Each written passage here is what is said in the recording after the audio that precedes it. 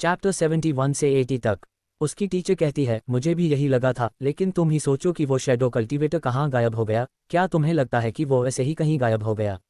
मैंने उसे टेस्ट करने के लिए उसके ऊपर अपना एनर्जी प्रेशर डालने लगी, लेकिन उस लड़के के ऊपर तो जैसे कुछ फर्क ही नहीं पड़ा। उसके चेहरे पर एक सिकन तक नहीं आई। वो लड़की तो शॉक थी। उसकी मास्टर ने उस पर एनर्जी प्रेशर भी लगाया था और उसे पता तक नहीं चला कि उसकी टीचर अक्षत का टेस्ट ले रही हैं। चलता भी कैसे? दोनों के बीच बातें ऐसी चल रही थी कि ध्यान भी न जाता कि उसकी टीचर अक्षत पर एनर्जी प्रेशर डाल रही है। उसकी टीचर कहती है, यह मत समझना कि मैंने सिर्फ अपनी थोड़ी पावर लगाई थी, मैंने उस पर अपनी पूरी पावर लगाई थी। अब तो वो लड़की जैसे गिर ही पड़ेगी। वो अपनी टीचर की पावर को जानती थी कि वो कितनी पावरफुल हैं, लेकिन तब भी उसे लड़के पर कोई प्रभाव नहीं पड़ा। इसका मतलब ये तो साफ हो गया था कि वो लड़का उसके टीचर के बराबर या फिर उनसे भी ज़्यादा पावरफुल था। अच्छा हुआ कि उसने उससे ज़्यादा कुछ नहीं किया, बस हल्का सा डराया था, नहीं तो वो उसको कब का ख़त्म कर देता। वो लड़की अभी सोच ही रही थी कि उसकी टीचर एक और बम फोड़ती है। वो कहती है, मैंने उससे गले मिलने के दौरान उसके अंदर अपनी एनर्जी को डाल दिया था। मैं भी देखना चाहती हूँ कि आखिर उसकी पावर है क्या। अब जाकर उस लड़की को समझ आ रहा था कि उसकी टीचर ने अक्षत को ऐसे गले से क्यों लगा लिया था। वो उसके बॉडी में अपनी एनर्जी डल रही थी ताकि उसके बारे में सब कुछ पता चल जाए। ये एक तरीका होता है जो हाई लेवल के कल्टीवेटर यूज़ करते हैं। इसमें वो दूसरे किसी भी पसंद के अंदर अपनी एनर्जी डाल देते हैं तो उन्हें उस पसंद के बारे में काफ़ी कुछ पता चल जाता है, उनका कल्टीवेशन लेवल से लेकर उनके शरीर की कमी तक। ये तरीका कुछ डॉक्टर भी उपयोग करते हैं बीमारी का पता लगाने का। ऐसा करना थोड़ा मुश्किल होता है क्योंकि जिसके अंदर एनर्जी डाली जा रही है ये उसके लिए खतरा भी हो सकता। अगर किसी दुश्मन ने ऐसा किया तब तो वो दुश्मन उसकी कमी को जान जाएगा और फिर उसका फ़ायदा उठा लेगा। तभी उसकी टीचर की आंखें बड़ी हो जाती है। उनकी एनर्जी से कनेक्शन कट चुका था। वो कहती है, मुझे जैसा कि उससे उम्मीद थी उसने मेरी एनर्जी को बाहर कर दिया है, और जहां तक मुझे लगता है कि उस शैडो कल्टीवेटर को भगाने में इसी का हाथ था। मुझे ये तो नहीं पता था कि वो अपनी पावर को ऐसे छुपा क्यों रहा था। शायद उसके अपने कुछ कारण रहे होंगे, पर हमारे ग्लेशियर कोर्ट वैली के लिए ऐसे लोगों से कनेक्शन बनाना अच्छा रहेगा। अच्छा ये बताओ कि उसने तुम्हारे साथ या तुमने उसके साथ कुछ किया तो नहीं था? ये सुनकर तो उस लड़की का चेहरा लाल हो जाता है। वो अब क्या बताती कि दोनों बहुत कुछ किया था, उनके आने से पहले एक दूसरे को किस कर रहे थे। वो कहती है, नहीं, उन्होंने मेरे साथ कोई बुरा बर्ताव नहीं किया और मैं भी कोई बदतमीजी नहीं की। लेकिन तभी उस लड़की की एनर्जी बढ़ने लगती है। ऐसा लग रहा था कि उसके शरीर में एनर्जी का तूफान आ रहा था जो सामने कुछ भी नहीं छोड़ने वाला था, और उसके आसपास आइस एनर्जी घूमने लगती है। उसकी टीचर ये देखकर थोड़ा दूर हो जाती है। उन्हें पता था कि ये क्या हो रहा था, पर हैरानी उन्हें इस बात की हो रही थी कि उनकी स्टूडेंट का अभी कुछ दिनों पहले ही लेवल पर हुआ था और अब फिर से हो रहा है। वो इसे इग्नोर कर देती हैं। वैसे भी सेंसिटिव आइस बॉडी वालों के बारे में कुछ कहा नहीं जा सकता था। तभी किसी चीज़ के टूटने के साथ ही उसकी स्टूडेंट की लेवल पार हो जाती है। वो अब संत लेवल 1 से संत लेवल 2 में पहुंच गई थी। उसके लेवल पार करते ही उसकी एनर्जी जो उसके आसपास घूम रही थी वह पूरा हवा में फैल जाती है, जिससे कि पूरे हवा में 500 मीटर के दायरे में हवा के जलवाष्प बर्फ में बदल जाते हैं और वो ऐसे लग रहे थे कि जैसे स्नोफॉल हो रहा हो। वो तुरंत ही अपने स्टूडेंट की कंडीशन चेक करती है तो वो हैरान हो जाती है। वो आंखें बड़ी करते हुए कहती है, तुम्हारी नाड़ियों की सारी ब्लॉकेज तो खत्म हो चुकी हैं और एनर्जी तो बैलेंस हो गई है, पर यह कैसे हुआ? कहीं तुमने किसी लड़के? छोड़ो, हम इस पर कभी और बात करेंगे। वो लड़की तो अपनी मास्टर की बातें सुन देखने लगती है कि आखिर मास्टर क्या कहना चाहती थी। किसी लड़के कहकर रुक गईं, पर इस वक्त उससे भी ज़्यादा जरूरी उसका लेवल था। वो महसूस कर पा रही थी कि उसकी पावर बहुत बढ़ गई है और उसे अपनी आइस एनर्जी को अपने बॉडी में सर्कुलेट करने में कोई दिक्कत नहीं हो रही है। तभी उसकी टीचर की नज़र उस लड़की के तलवार पर जाती है। वो कहती है, ये तो तलवार मैंने तुम्हें नहीं दी थी। वो लड़की भी उस तलवार को देखने लगती है। वो उसे निकालती है तो वो तो एक लकड़ी की तलवार थी, वो भी छोटी सी। ये देखकर तो उसका चेहरा ही कन्फ्यूजन भरा हो जाता है। उसकी तलवार कहाँ गई और ये लकड़ी की तलवार कहाँ से आ गई? उसकी तलवार तो बड़ी और मेटल की बनी हुई थी। दरअसल अक्षत की वजह से उसकी तलवार टूट गया था। अब अक्षत को बुरा लग रहा था कि उसके वजह से किसी की तलवार टूट गई, वो भी एक लड़की की, और ऊपर से खूबसूरत लड़की की। तो फिर उसने अपने उस लकड़ी के तलवार को उसके जगह पर रख दिया। तभी वो तलवार उसके हाथ से छूटकर हवा में तैरने लगती है और एक एनर्जी लहर उत्पन्न करती है, जिसके कारण हवा में जितने भी बर्फ थे वह सब खत्म हो गए। उसकी ऐसी पावर देखकर तो उसकी टीचर के मुंह से निकलता है, ये तो एक हाई ग्रेड से भी ऊपर की ग्रेड का हथियार है। उस तलवार में चेतना तो पहले से ही जागृत थी। उसमें से एक आवाज़ आती है, तो तुम हो जिसको मास्टर ने मुझे दिया है। चलो ठीक है, जल्दी से ब्लड कॉन्ट्रैक्ट बनाओ। वो कुछ समझ और पूछ पाती कि उस तलवार ने खुद ही उसके हाथ पर कट लगाकर उसके साथ ब्लड कॉन्ट्रैक्ट बना लिया। वो तलवार कहती है, बुरा नहीं है, तुम्हारे अंदर तो काफ़ी पोटेंशियल है, तभी मास्टर ने मुझको तुम्हें सौंप दिया। उस लड़की को उस तलवार की चेतना दिखाई दे रही थी जो कि छोटी बच्ची की थी, लेकिन उसकी पावर असीमित थी। तभी वो तलवार अपनी आकार बदल देती है और वो छोटी तलवार से बड़ी तलवार बन जाती है और बिल्कुल उस लड़की की तरह इस एनर्जी वाली। वो लड़की जैसे ही उसे हाथ में लेती है तो उसे असीमित पावर का अनुभव होता है। वो जिज्ञासा बस तलवार का एक स्लैश हवा में करती है जिससे कि वहां की पूरी हवा से लेकर जमीन तक बर्फ से ढक जाती है। ये देखकर तो उसकी आंखों में चमक आ जाती है। ये देखकर तो उसकी टीचर की आंखें बाहर आ गई थी। इतना पावरफुल हथियार तो उन्होंने अभी तक अपनी जिंदगी में भी नहीं देखा था। हाँ, उनके ग्लेशियर कोर्ट वैली में शायद ऐसा तलवार तो था जो खजाने में है, लेकिन उसका कभी भी अब तक यूज नहीं किया गया। तो उसकी पावर उन्होंने देखी नहीं, बस सुनी थी अपने से पहले की हेड से। तभी वो तलवार कहती है, ये तो बस मेरी 1% पावर थी, अभी तुम मेरी 100% पावर यूज करने की योग्य नहीं हो। ये सुनकर तो दोनों सदमे से 2 कदम पीछे चले गए। ये सिर्फ उसकी 1% पावर थी, अरे तब तो उसकी 100% पावर तो इस दुनिया को पार कर जाएगी। दोनों जल्द ही अपनी सदमे से बाहर आ जाती हैं। वो लड़की कहती है, वैसे तुम्हारा क्या नाम है? दोनों ही जानते थे कि ऐसे पावरफुल तलवार के नाम भी होते हैं। वो तलवार सोचने लगती है, यूज याद नहीं आ रहा था। वैसे भी जब से अक्षत ने उसे बनाया था तब से वो बस उसके बैग में ही पड़ी थी। उसे कुछ याद आता है। वो कहती है, बड़े मास्टर ने तो मेरा नाम नन्ही तलवार रखा था क्योंकि मैं बहुत ही क्यूट हूँ। दोनों के दिमाग में चलने लगता है, क्या ये नन्ही तलवार है और क्यूट है? वो दोनों उसके तबाह किए गए एरिया को देखती हैं जो पूरा बर्फ से ढक गया था। तुम क्यूट तो बिल्कुल भी नहीं हो, खतरनाक कहे तो वही सही रहेगा, और अगर तुम नन्ही तलवार हो तब तो हम चींटी इंसान हुई तुम्हारे सामने। वो तलवार कहती है, वैसे तुम अब मेरी मास्टर हो तो तुम मेरा कुछ भी नाम रख सकती हो। वो लड़की कुछ सोचकर कहती है, तुम्हारा नाम आइस स्पिरिट तलवार कैसा रहेगा? हाँ, ठीक ही है, तलवार ने बोर होते हुए कहा। ऐसा लग रहा था कि उसे ये नाम ज़्यादा अच्छा नहीं लगा, और ये चीज़ वो लड़की नोटिस कर पा रही थी। वो सोचती है, अरे ये नाम तो तुम्हारे नन्ही तलवार नाम से तो अच्छा ही है, तो फिर ऐसे क्यों शकल बना रही हो, जैसे ये नाम अच्छा ना हो। तभी उसकी टीचर कहती है, वैसे तुम्हारा मास्टर अक्षत ही था। वो तलवार थोड़ा घमंड से कहती है, हाँ। उसे देखकर ही लग रहा था कि उसे अपने पुराने मास्टर पर कितना गर्व है। वो टीचर अब शौक में पड़ जाती है, आखिर वो कितना पावरफुल है जिसने ऐसे हथियार को अपने पास रखा हुआ था, और उससे भी बड़ी बात, उसे ऐसे ही किसी और को दे दिया।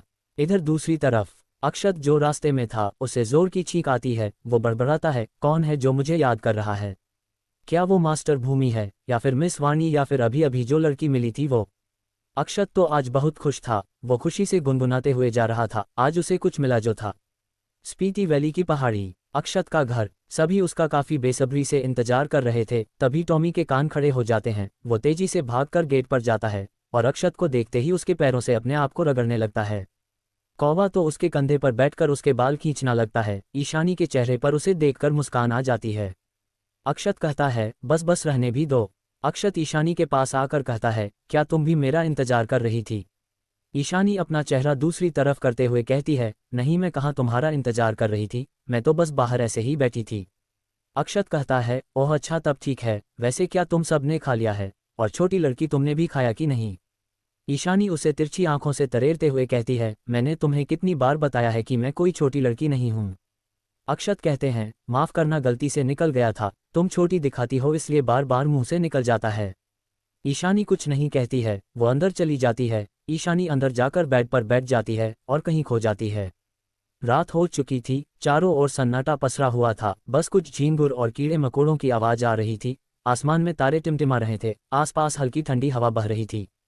अक्षत तो काफी थक गया था। वो बाहर वही लेट गया और उसके पास ही टॉमी और कौवा भी लेट गए थे। अक्षत आसमान को देख रहा था और आज की उसके वाले सीन को याद कर रहा था। उसके चेहरे पर स्माइल आ जाती है।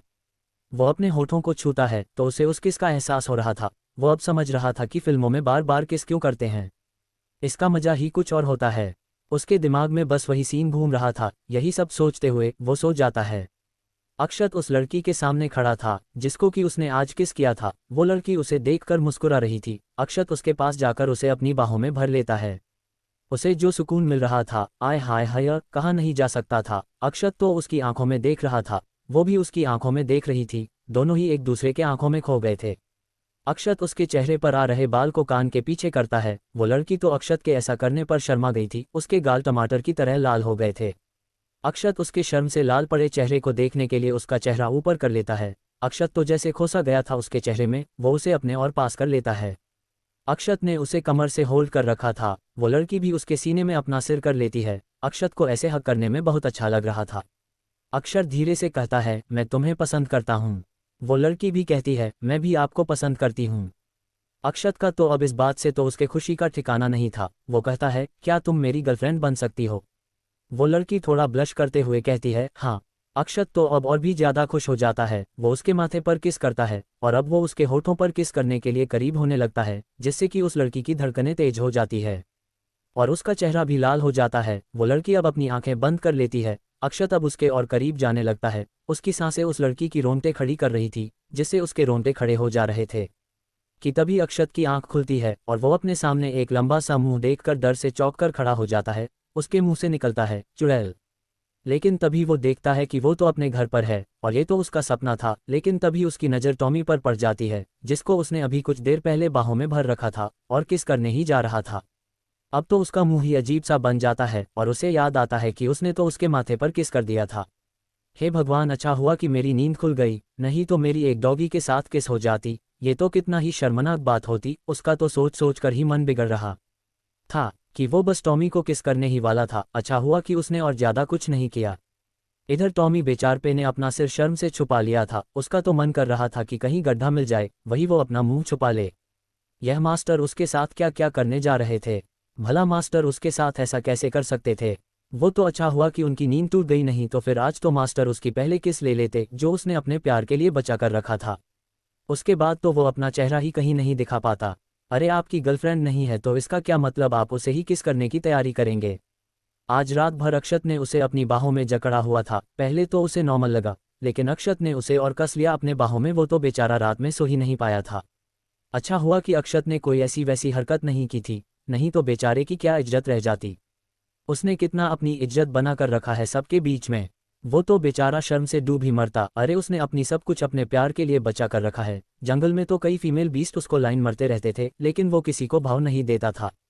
अक्षत अब वहां से चला जाता है तो टॉमी थोड़ा राहत की सांस लेता है। वो अब कुछ सोचने लगता है। वो बड़बड़ाता है, कहीं मास्टर का टेस्ट तो नहीं बदल गया है? उन्हें अब फीमेल छोड़कर मेल में इंटरेस्ट तो नहीं आ गया है? नहीं, मैं ये सब क्या अनाप शनाप सोचे जा रहा हूँ। इतना कहकर वो अपना सिर ऊपर करके मस्ती में चलने लगता है, जैसे कि अभी अभी कुछ हुआ ही नहीं था। वैसे टॉमी हमेशा से अक्षत के करीब इसलिए ज़्यादा रहता था क्योंकि अक्षत को लगता था कि टॉमी काफ़ी समझदार है। अरे उसकी दुनिया में तो डॉगी काफ़ी कुछ समझते हैं इंसानों के बारे में, तो उसने यहाँ भी ऐसे ही सोचा कि टॉमी समझदार होगा। वैसे टॉमी था भी समझदार और चालक, तभी तो सभी उसके बात मानते थे। हाँ, वो अपनी प्रशंसा और घमंड करने में कभी चूकता नहीं है। वो हमेशा अक्षत को बहुत ही बारीकी से समझने की कोशिश करता है। तभी तो उसने अक्षत से काफ़ी बोलने का भी तरीका, एक्टिंग सीखा और बॉडी बिल्डिंग का पोज देना भी सीखा है। उसने तो अक्षत को टॉयलेट करते वक्त अपने नाम का पहला अक्षर ए लिखते देखा है। उसने भी यह करने की कोशिश की थी, लेकिन वो फेल हो गया। कभी कभार अक्षत ऐसी बच्चों वाली हरकतें कर देता था। इधर उधर करने के बाद टॉमी जाता है नहाने। वो गुनगुना रहा था, वो भी किसी लड़की की आवाज़ में। अक्षत वहाँ पूल में पहले ही बैठा था, वो भी नहा रहा था। उसे यह आवाज़ सुनाई देती है। वो कहता है, ईशानी, क्या ये तुम हो?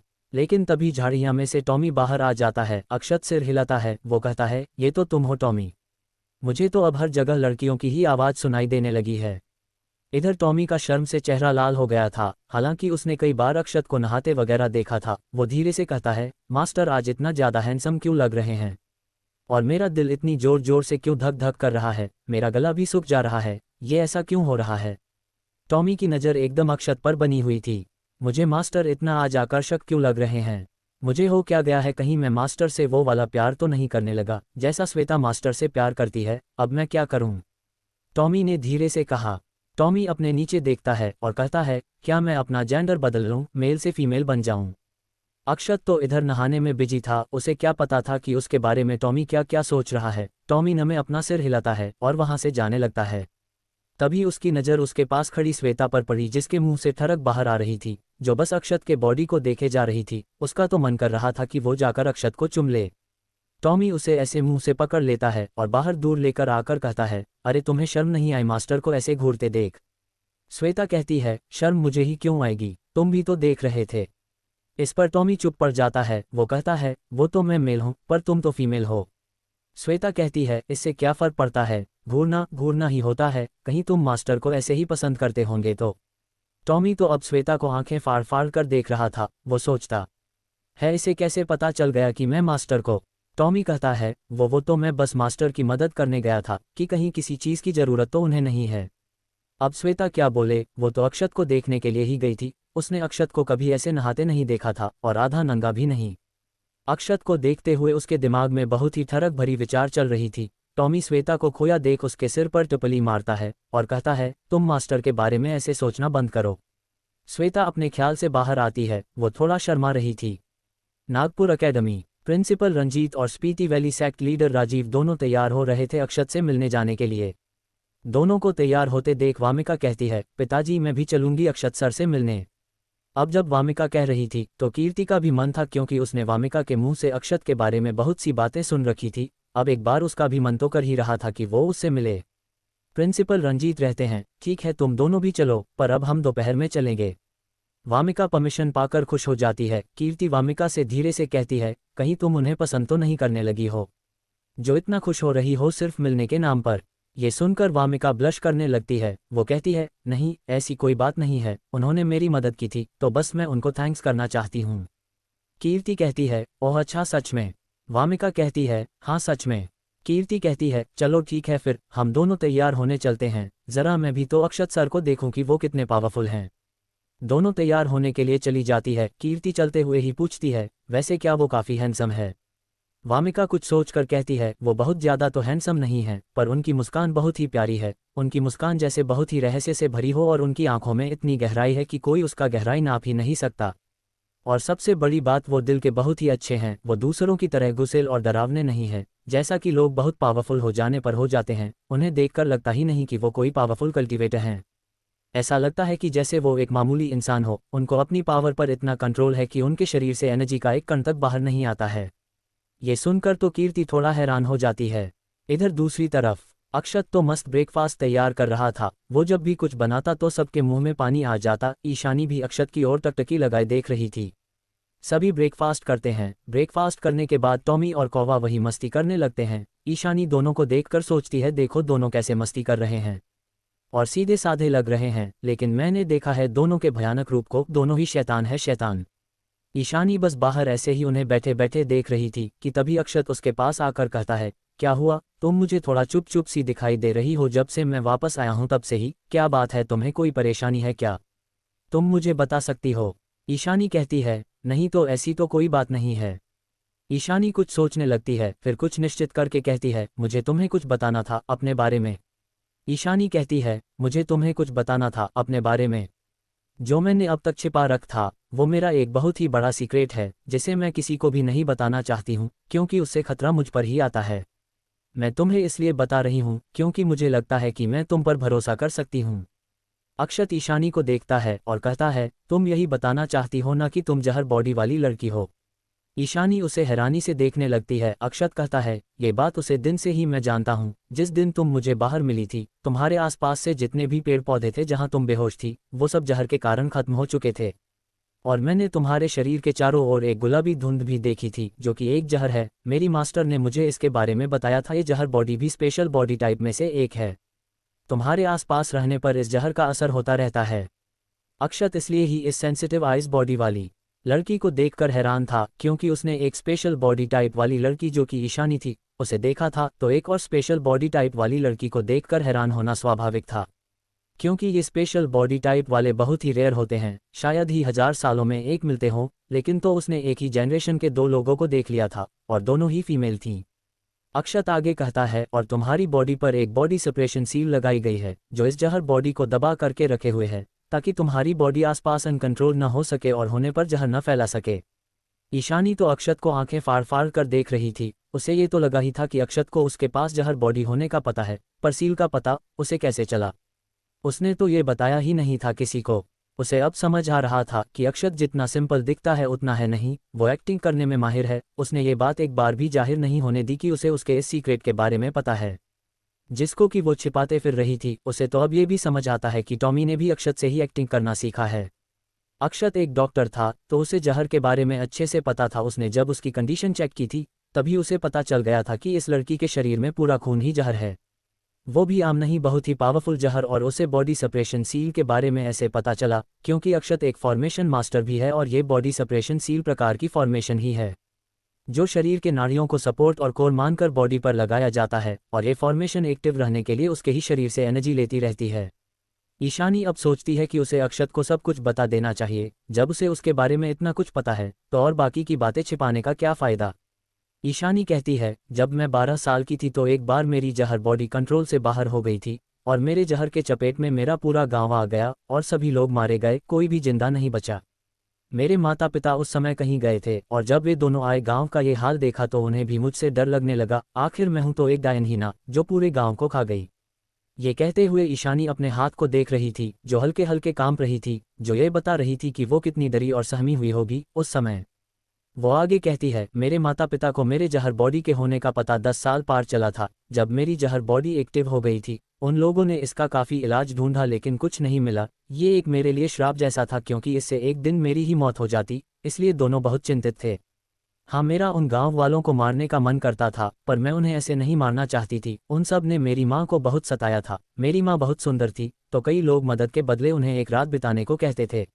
मेरा तो उन सबको देखकर खून खौल उठता था, पर माँ के मना करने की वजह से मैं उन्हें कुछ नहीं कहती थी क्योंकि हम इतने पावरफुल और अमीर नहीं थे। कुछ ने तो ऐसा करने की भी कोशिश की थी तो मैंने उन्हें जहर दे दिया था और यही बात सभी को धीरे धीरे पता चल गई तो उन्होंने मेरे परिवार को पत्थरों से पीटा और मेरे परिवार को गांव से बाहर कर दिया।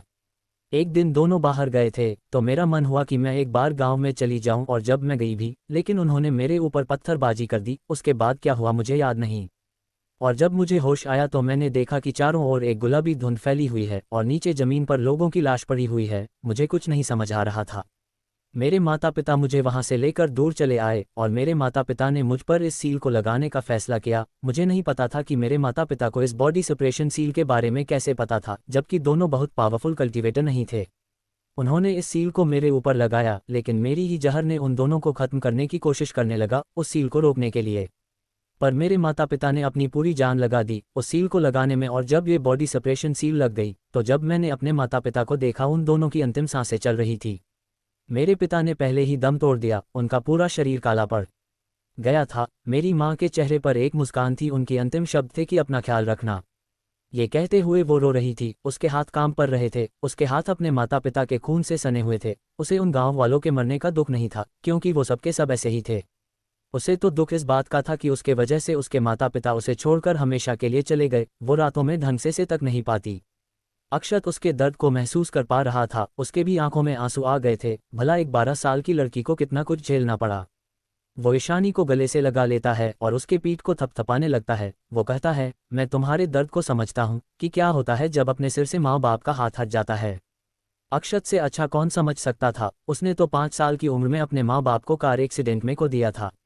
ईशानी को अक्षत के बाहों में अच्छा लग रहा था। उसने अपना सिर अक्षत के सीने में छिपा लिया था। उसे एक सपोर्ट की जरूरत थी। वो अकेली थी। इन 6 सालों में उसने बहुत कुछ देखा था। वो चोरी करके खाना खाती थी और तो कई लोगों ने उसका फायदा उठाना चाहा, पर वो कैसे भी करके बच गई। उसे बस हमेशा नफरत और धिक्कार ही मिला, और आज जब उसके दर्द को कोई समझ रहा था और उसे सपोर्ट कर रहा था तो वो और भी ज्यादा भावुक हो गई थी। वो अक्षत को कस लेती है, तभी उसे कुछ याद आता है और वो तुरंत ही अक्षत से दूर हो जाती है। वो कहती है, दूर रहो मुझसे, नहीं तो फिर तुम भी मारे जाओगे मेरे इस जहर से। वो जब से यहाँ थी वो अक्षत से थोड़ी दूरी बना कर रखती थी ताकि अक्षत को उसके जहर का कोई प्रभाव न हो। अक्षत मुस्कुराता है और कहता है, तुम उसकी चिंता मत करो, मुझे कुछ नहीं होने वाला, मैंने पहले ही इस जहर का एंटीडोट ले लिया है। ईशानी हैरान कि अक्षत ने जहर का एंटीडोट बना लिया, जबकि वो इस जहर के बारे में ज़्यादा कुछ भी जानता नहीं था क्योंकि यह जहर बाकी के बनाए गए जहर से अलग होती है। इसका एंटीडोट तो जहर लॉर्ड भी ना बना पाए। अक्षत कहता है, तुम्हारा इस दुनिया में कोई नहीं है, आज से मैं तुम्हारा सब कुछ हूँ, अब से तुम मेरी हो। ईशानी तो उसे अपनी बड़ी बड़ी आंखों से घूरने लगती है। अक्षत को समझ आता है कि उसने फ्लो में कुछ ज़्यादा ही बोल दिया है। वो कहता है, मेरे कहने का मतलब तुम गलत मत समझना, मेरे कहने का मतलब है कि अब से तुम यहाँ रह सकती हो, ये तुम्हारा भी घर है, तुम्हारी मदद के लिए मैं हमेशा तैयार रहूँगा। हालांकि मुझे जहर बॉडी के बारे में ज़्यादा कुछ नहीं पता है, मास्टर भूमि ने बस कुछ बातें ही बताई थी, तो मुझे उसे कंट्रोल करने के बारे में नहीं पता। ईशानी कहती है, कोई बात नहीं। ईशानी का चेहरा थोड़ा गिरा हुआ था। उसने टॉमी के मुंह से सुना था कि उसके मास्टर को कुछ ना कुछ जरूर पता होगा, वो उसकी जरूर मदद कर देंगे। पर अक्षत को भी उसके बारे में ज़्यादा कुछ नहीं पता था। क्योंकि स्पेशल टाइप की बॉडी बहुत ही रेयर होती है तो इस पर जानकारी भी उतनी ही कम है। अक्षत सोचता है कि उसे ईशानी को थोड़ा तो मोटिवेट करना ही चाहिए। वो कहता है, तुम चिंता मत करो, मैं एक दिन जरूर इसका सॉल्यूशन ढूंढ लूंगा। ईशानी हाँ में सिर हिला देती है। अक्षत कहता है, वैसे तुम कल्टीवेशन तो करना जानती ही होगी, तो तुम किस लेवल पर हो? ईशानी थोड़ा कंफ्यूज होती है कि अक्षत को उसके बारे में इतना कुछ पता है तो उसके कल्टीवेशन के बारे में क्यों नहीं पता है। वो कहती है, मैं मार्शल लेवल 3 पर हूँ और मुझे कल्टीवेशन करना नहीं आता है। वो तो मैंने ऐसे ही लेवल पार कर लिया था, शायद मैं इस जहर बॉडी के कारण था। अक्षत कुछ सोच कहता है, तुम्हारे ऊपर यह जो बॉडी सेपरेशन सील लगी है, शायद उसकी वजह से तुम जल्दी जल्दी आगे नहीं बढ़ पा रही हो। ईशानी कहती है, हाँ ऐसा हो सकता है और मुझे भी ऐसा ही लगता है। कई बार मुझे ऐसा लगता है कि जैसे मैं एनर्जी को सोख ही नहीं पा रही हूँ। अक्षत कहता है, अगर मैं इस बॉडी सेपरेशन सील को हटा देता हूँ तब शायद तुम आगे बढ़ सको और शायद इसका इलाज ये हो कि तुम्हारे पावरफुल बनते ही वो कंट्रोल में आ जाए। ईशानी अब सोचने लगती है, ऐसा तो उसने कभी सोचा ही नहीं था। वो उसे समय कमजोर थी तो अपने बॉडी पर कंट्रोल करना नहीं आता था, लेकिन अगर वो पावरफुल बन गई तो शायद वो अपने बॉडी पर कंट्रोल कर सकती है। पर उसे डर था कि अगर उसकी बॉडी आउट ऑफ कंट्रोल हुई तो वो सिर्फ और सिर्फ तबाही मचाएगी, जिसका परिणाम सिर्फ भयावह होगा, और वो ऐसा बिल्कुल भी नहीं चाहती थी। उसने एक बार अपनों को खो दिया है, वो अब ऐसे किसी और को नहीं मरता देख सकती थी जिसने उसकी मदद की हो। अक्षत कहता है, देखो हम एक बार ट्राई करके देख ही सकते हैं और अगर कुछ भी होता है तो मैं उस सील को फिर से लगा दूंगा। हम एक बार ट्राई कर तो सकते हैं ना?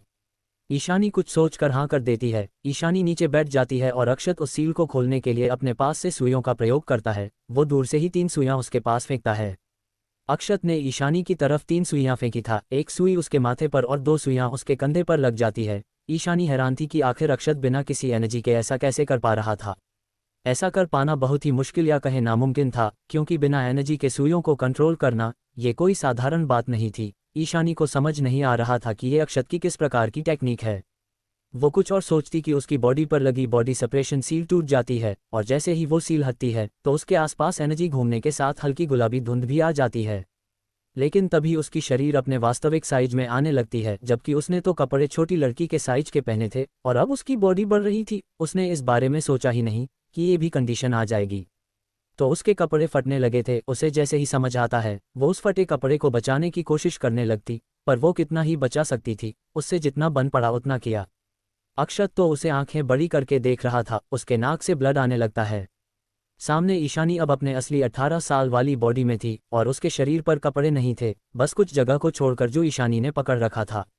उसका तो शर्म से चेहरा लाल हो गया था। वो अब सामने अक्षत को देख रही थी जो एकटक उसे ही देखे जा रहा था। इससे उसका तो अब पूरा शरीर ही शर्म से लाल पड़ गया था। वो तुरंत उठकर उसे एक जोर का थप्पड़ मारती है और घर में भाग जाती है। अक्षत जो कि वहीं खड़ा था, उसके नाक से ठरक के कारण ब्लड आ रहा था। आखिर उसने सामने कुछ देखा जो लिया था। उस पर तो ईशानी के थप्पड़ का कोई भी फर्क नहीं पड़ा। उसके चेहरे पर थरक भरी स्माइल थी। वो अपनी नाक से ब्लड साफ करते हुए बड़बड़ाता है, ये तो सच में 18 साल की लड़की है। मुझे तो अब जाकर यकीन हुआ। मुझे उसके ऊपर भरोसा करना चाहिए था कि वो एक 18 साल की लड़की है, तभी तो वो बातें ऐसी करती है। तभी बाहर से भागते हुए टॉमी और कौवा आते हैं, जिन्हें नहीं पता था कि अभी अभी यहाँ हुआ क्या था। वो तो अपने मास्टर के गाल पर एक हाथ का निशान देख रहे थे और उसे मुस्कुराता देख रहे थे। उन दोनों को सब समझने में देर नहीं लगती कि मास्टर को ये थप्पड़ किसने मारा होगा।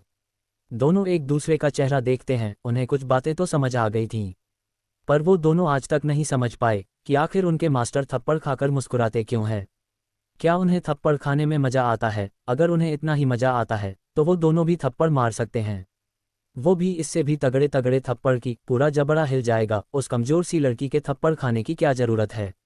ऐसा उन दोनों के मन में चल रहा था। अगर अक्षत को इन दोनों की सोच के बारे में पता चलता तो वो जरूर इन दोनों को एक एक लात मार देता। अरे उसे तुम दोनों के हाथ के थप्पड़ नहीं खानी है और उसे थप्पड़ खाने का कोई मजा नहीं आता है। वो तो इसलिए मुस्कुरा रहा था क्योंकि उसने कुछ ऐसा देख लिया था। और तुम दोनों क्या उल जलूल सोच रहे हो? तुम दोनों को अपने मास्टर के बारे में ऐसा सोचते हुए शर्म नहीं आई? अक्षत अब पेड़ की छांव में लेट जाता है। वो अभी अभी हुई घटना को एक साइड रख देता है और सोचने लगता है, मुझे ईशानी के बॉडी को कंट्रोल करने के लिए कुछ तरीका तो ढूंढना होगा जिससे कि मैं उसकी मदद कर सकूं। कोई ना कोई तो तरीका होगा ही जिससे ये काम हो सके। शायद अगर मैं नागपुर अकेडमी में होता तो वहाँ की लाइब्रेरी में कुछ तो जानकारी मिल ही जाती, पर मैं तो वहाँ जा ही नहीं सकता। मुझे कुछ तो करना ही पड़ेगा। मैं नहीं चाहता कि ईशानी ऐसे जिंदगी जिए। मैं चाहता हूँ कि वो अपनी जिंदगी खुलकर जिए, जहाँ उसे किसी का भी कोई डर न हो और न कोई रिग्रेट। ऐसा करने के लिए उसे अपने बॉडी पर कंट्रोल होना ही चाहिए। तभी वहाँ ईशानी आ जाती है। अक्षत तो उसे देखते ही रह जाता है। ईशानी की खूबसूरती कम नहीं थी किसी भी लड़की से जिसको कि अक्षत ने अब तक अपने दिल में बसा रखा था। अक्षत बड़बड़ाता है, अच्छा हुआ कि इसके ऊपर सील लगा हुआ था, नहीं तो इसके तो पता नहीं कितने दीवाने हो जाते और वो सभी इसके जहर से मर भी जाते। अक्षत सोचता है, आखिर ये मेरे साथ क्या हो रहा है, आजकल मुझे इतनी खूबसूरत लड़कियां क्यों मिल जा रही है, और वो एक पल में ही मेरे दिल में जगह भी बना ले रही है। आखिर यह सब मेरे साथ हो क्या रहा है। कुछ दिनों पहले तो एक भी लड़की नहीं थी मेरी जिंदगी में, और अब देखो एक के बाद एक आती जा रही है। सच ही कहा गया है, भगवान हमको जब भी देता है देता छप्पर फाड़ के।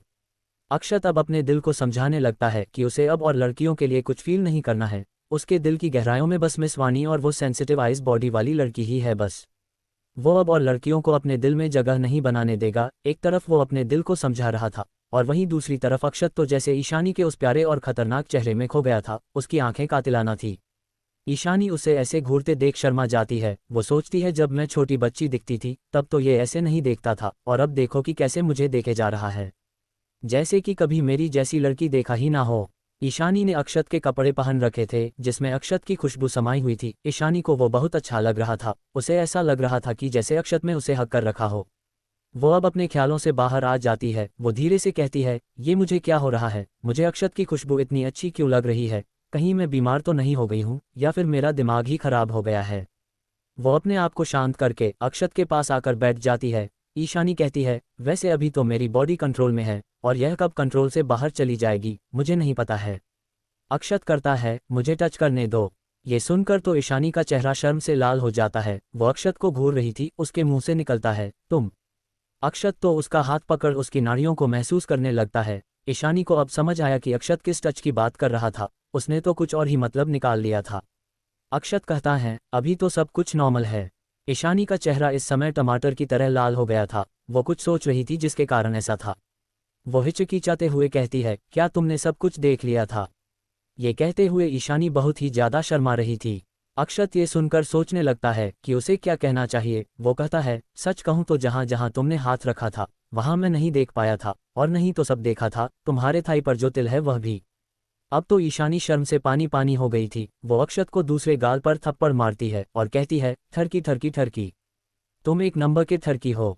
अक्षत अब अपने गाल पर हाथ रख लेता है। वो सोचता है, तुमने ही तो पूछा था ये सवाल, मैंने तो बस बता दिया जो जो देखा था, इसमें मुझे ठरकी कहने की क्या जरूरत थी, और थप्पड़ मारने की तो कोई जरूरत नहीं थी। मैंने तुम्हें जानबूझकर थोड़ी देखा था, और मेरा तो तुम्हें वैसे देखने की इच्छा भी नहीं थी, वो तो बस गलती से देख लिया था। अगर ईशानी को ये पता चल जाता कि अक्षत क्या सोच रहा है तो उसे फिर से 2-3 थप्पड़ तो जरूर मारती। अरे तुम आंखें फाड़ फाड़ कर देख रहे थे और कह रहे हो कि जानबूझकर नहीं देख रहा था। ईशानी फिर से अंदर चली जाती है और बेड पर बैठ जाती है। उसका चेहरा पहले से ही शर्म से लाल हो चुका था। वो बेड पर ही बैठे बैठे कब सो गई उसे पता ही नहीं चला। वो बहुत ही थका थका महसूस कर रही थी, शायद इसलिए भी। अक्षत अंदर जाता है और ईशानी को पतले कंबल से ढक देता है ताकि वो आराम से सो सके। वो तो ईशानी को ऐसे शांति से सोते देख खो गया था। उसके मुंह से अनायास ही निकल पड़ता है कि ये तो ऐसे सो रही है कि जैसे पहले कभी ऐसे नहीं सोई हो।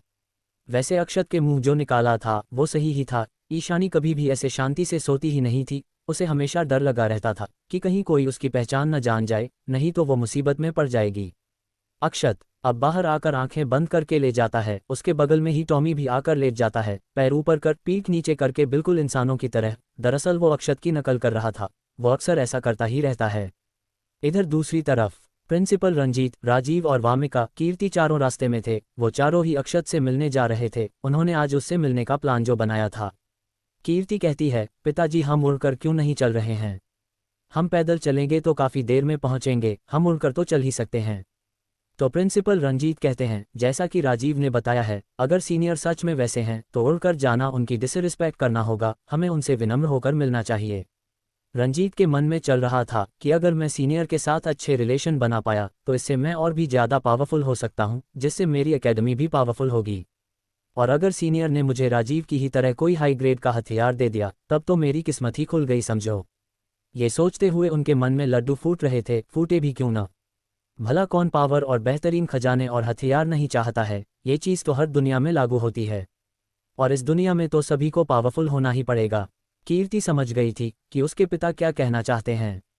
बात तो सही ही थी, अपने से पावरफुल लोगों की रिस्पेक्ट करनी ही चाहिए। राजीव कहते हैं, हम सीनियर से मिलने जा रहे हैं। रंजीत, क्या तुमने उनके लिए कोई गिफ्ट तैयार किया है? रंजीत का चेहरा अजीब सा बन जाता है। वो कहता है, क्या गिफ्ट भी तैयार करना था?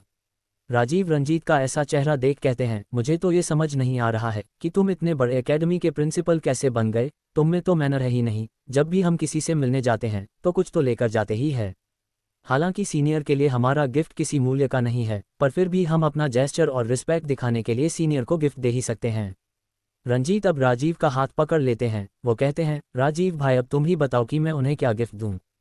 राजीव नमे सिर हिलाते हुए कहते हैं, यह मैं कैसे बता सकता हूँ, ये तो तुम्हें ही सोचना चाहिए कि तुम्हारे पास क्या है जो वैल्यूएबल है, जिससे सीनियर खुश हो जाएं। रंजीत अपनी बेटी कीर्ति की तरफ देखते हुए कहते हैं, मेरे पास सबसे वैल्यूएबल तो मेरी बेटी ही है, तो क्या मैं अपनी बेटी को सीनियर को दे दूं? मैं अपनी बेटी की शादी सीनियर से कर दूं क्या? ये काफ़ी अच्छा रहेगा, इससे उनका और हमारा रिलेशन स्ट्रांग हो जाएगा। ये सुनकर तो राजीव 2 कदम पीछे हो जाते हैं। उन्हें झटका जो लगा था, उन्हें क्या पता था कि उनका ये दोस्त ऐसी बातें करेगा। वो अब अपने फ्रेंड को आंखें बड़ी करके देख रहे थे। राजीव तो रंजीत को आंखें बड़ी बड़ी करके देख रहे थे। उन्हें क्या पता था कि उनका दोस्त इतना आगे का सोचता है। भले ही अपनी बेटी को किसी को ऐसे गिफ्ट देना अच्छी बात नहीं है, पर जब बेटी की भी लाइफ अच्छी और शानदार हो सकती है तो ये बुरा नहीं है। यह विचार उनके दिमाग में क्यों नहीं आया? ऐसा वो सोच रहे थे, अगर वामिका की शादी सीनियर से हो गई तब तो मुझे वामिका की कोई चिंता करने की ज़रूरत ही नहीं पड़ेगी और मेरा स्पीति वैली सेक्ट बहुत ऊंचाइयों पर जाएगा। ये आइडिया तो बहुत ही शानदार है। एक पावरफुल जमाई किसे नहीं चाहिए? मेरी बेटी की तो जिंदगी बेहतरीन हो जाएगी। राजीव के नम में सिर हिलाते हैं। वो रंजीत से कहते हैं, ज़रा सोचो कि क्या हमारी बेटियां सीनियर के लायक भी है? सीनियर हमारी इन कमज़ोर लड़कियों से क्यों शादी करेंगे? वो तो इन्हें अपना सर्वेंट बना लें, वही काफ़ी होगा। रंजीत भी सोचने लगते हैं, मैं तो सिर्फ अपनी बेटी की बात रहा था, तो यहाँ हमारी बेटियां कहाँ से आ गई? और मेरी बेटी तुम्हारी बेटी से ज़्यादा पावरफुल है। पर वैसे बात तो सही है। रंजीत ने अभी अभी जो यह शादी वाले सपने देखे थे वो सब टूट जाता है। उन्होंने तो सोचा ही नहीं कि सीनियर के पास तो उनकी बेटी से भी ज़्यादा खूबसूरत और पावरफुल लड़कियों का ऑप्शन होगा।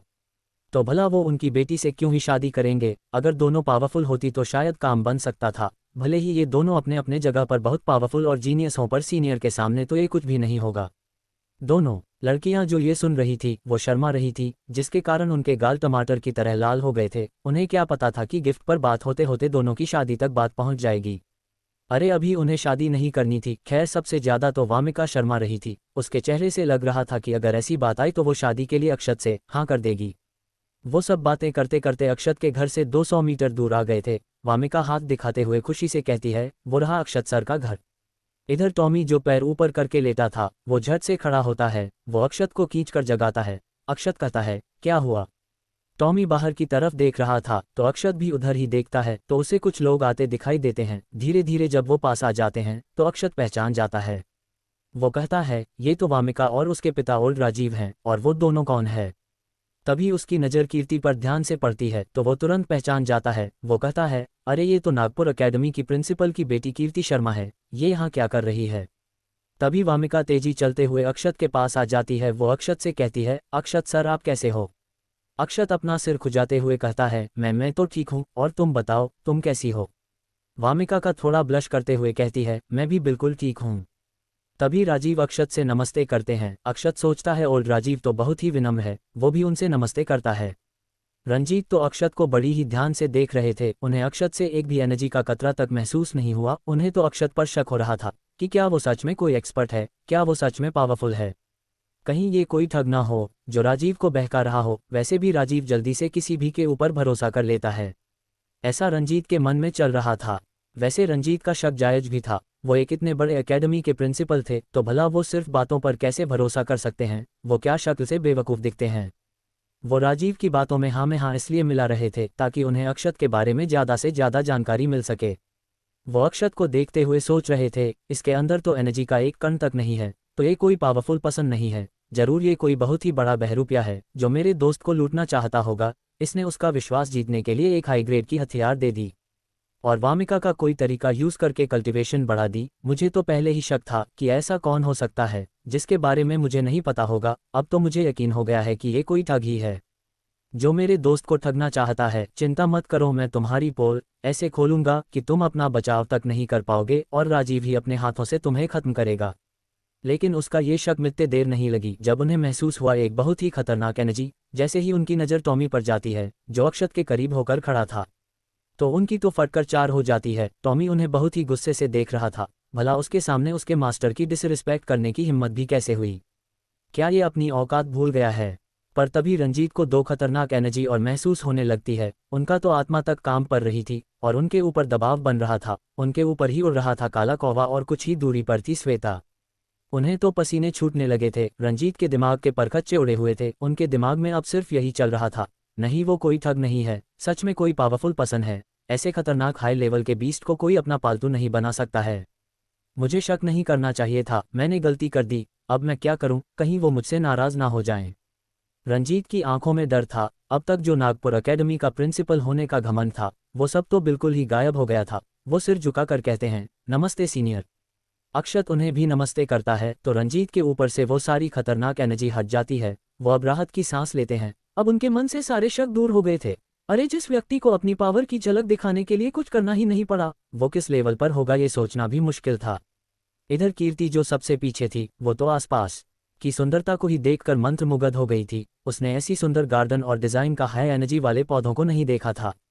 उसे यह जगह बहुत ही अच्छी लग रही थी। वो अब अक्षत को देखती है तो वो भी पहचान जाती है। उसके मुंह से धीरे से निकलता है, अरे ये तो वही जीरो कल्टीवेशन वाला लड़का है। क्या ही वो है जिसकी वामिका और राजीव अंकल बात कर रहे थे?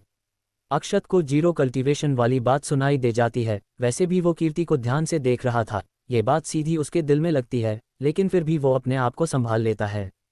अक्षत राजीव की तरफ देख रहा था। राजीव समझ गए कि अक्षत क्या जानना चाहता है।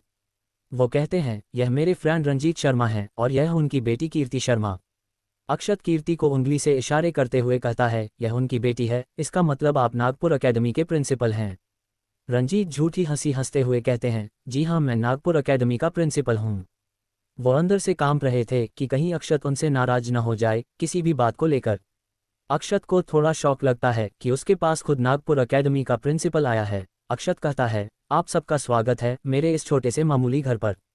सभी अब गेट से अंदर जाने लगते हैं। तो जैसे जैसे शुरू में राजीव हैरान हुए थे वैसे वैसे ही अब रंजीत और कीर्ति हो रहे थे। उन्हें तो भरोसा ही नहीं हो रहा था कि जो चीज़ उन्हें भी बहुत ही मुश्किल से मिल पाती है वो यहाँ ऐसे सिर्फ सुंदरता बढ़ाने के लिए लगाई गई थी। चारों ओर एनर्जी प्रचुर मात्रा में बह रही थी। सभी अब घर के सामने थे। वहाँ पहले ही टेबल और चेयर रखी हुई थी। रंजीत के दिमाग में चल रहा था, क्या ये सब मामूली है? क्या यह मामूली घर है? अगर यह मामूली घर है तो हमारा घर क्या है? कचरा। वो तो कचरा है, कचरा। अरे मैंने आज तक ऐसी घर नहीं देखी जो इतनी सारी हर्ब्स और एनर्जी से भरपूर हो, और यहाँ तो सांस लेने से ही छोटी मोटी चोट अपने आप ही ठीक होकर रही है। अक्षर चारों को बैठने का इशारा करता है और फिर वो कहता है, वैसे और राजीव आप सबका यहाँ कैसे आना हुआ? राजीव सोचने लगती है कि अगर मैंने ये कहा कि हम तो बस उनसे मिलने ही आए हैं तो उससे उन्हें बुरा लग सकता है, क्योंकि वो मामूली इंसान की तरह रह रहे हैं, तो मुझे सोच समझकर बोलना होगा। वो कहते हैं, बस मैं अपने फ्रेंड रंजीत को स्पीति वैली घुमाने ले जा रहा था तो सोचा कि आपसे भी मिलते चलूं। अक्षत हाँ में सिर हिला देता है। वैसे अक्षत को नहीं पता है अभी तक कि स्पीति वैली सेक्ट का सेक्ट लीडर राजीव है। वो तो राजीव को अपनी ही तरह मामूली इंसान समझता है। उसने वामिका को उड़ते देखा था तो वामिका उसे कल्टीवेटर लगती है, और राजीव जब भी उससे मिले थे वो काफ़ी डरे और घबराए थे। तभी वामिका कहती है, वैसे क्या आप कीर्ति को पहले से ही जानते हैं? ये सवाल कब से वामिका के मन में चल रहा था। जब अक्षत ने कहा कि रंजीत नागपुर एकेडमी के प्रिंसिपल है, उसने यह बात कीर्ति से जोड़कर कही थी। तो वामिका को पता नहीं क्यों यह अच्छा नहीं लग रहा था कि अक्षत कीर्ति को पहले से जानता हो, इसलिए ही उसने पूछ लिया। अक्षत कहता है, वैसे मैं ज़्यादा तो नहीं जानता, पर कल मैं नागपुर एकेडमी गया था एडमिशन टेस्ट देने। ये सुनकर तो कीर्ति को छोड़कर सभी हैरान हो जाते हैं कि उन्हें इस बात का पता क्यों नहीं चला। अक्षत कहता है, तभी मैंने कीर्ति को टेस्ट लेते देखा था, बस ऐसे ही जानता हूँ।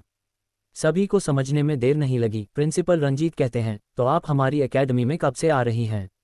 रंजीत तो मन ही मन बहुत खुश थे कि अक्षत उनके एकेडमी में एडमिशन लेना चाहता है। अक्षत तो उन्हें ऐसे देखने लगता है जैसे कि उसने किसी जोकर को देख लिया हो। वो कहता है, मैं भला एकेडमी में कैसे आ सकता हूँ? मैं तो टेस्ट में फेल हो गया था। अब तो तीनों को फिर से एक और झटका लगता है। वो तो अच्छा हुआ कि चेयर थोड़ा सपोर्ट वाली थी, नहीं तो तीनों शॉक की वजह से नीचे ही गिर जाते। अरे आखिर ये क्या मजाक चल रहा है? जब तुम फेल हो सकते हो तब तो कोई भी पास होने के योग्य ही नहीं है। ये तो वही हाल हो गया कि हीरे को फेंक कर पत्थर अपने पास रखना। तभी उन सबको याद आता है कि अक्षत अपने आप को लो प्रोफाइल रखना चाहता है। लेकिन अगर ऐसी बात थी तो एकेडमी का टेस्ट देने क्यों गए? उन सबको समझ आ जाता है कि एक्सपर्ट लोगों को समझना उनके बस की बात नहीं है, शायद वो कुछ उनका ही टेस्ट लेने गए हों। सभी अभी अक्षत के लो प्रोफाइल होने पर सोच रहे थे कि वो इस कारण से ही फेल हो गया था। इधर कीर्ति, जिसे कुछ समझ आ गया था, वो शौक भरी नज़रों से अक्षत को देख रही थी। वो सोचती इसका मतलब वो शक्ति स्टोन इनके ही वजह से टूट गया था। वो शक्ति स्टोन उनकी पावर को चेक ही नहीं कर पाया था और मैंने इन्हें फेल बता दिया। ये तो मैंने बहुत बड़ी गलती कर दी। वो तो मुझसे बहुत ही नाराज होंगे, उन्हें तो मुझ पर गुस्सा भी आ रहा होगा। भला मैं एक एक्सपर्ट को फेल कैसे कर सकती हूँ। इनके फेल होने का मतलब तो यही है कि टेस्ट लेना ही बेकार था। मैंने इनके बारे में इस समय क्यों नहीं सोचा था। रंजीत अपनी बेटी को देखकर समझ गए कि आखिर बात क्या है। वो उसके कंधे पर हाथ रखते हैं और सिर हिलाते हैं ताकि वो और ज़्यादा चिंता ना करें।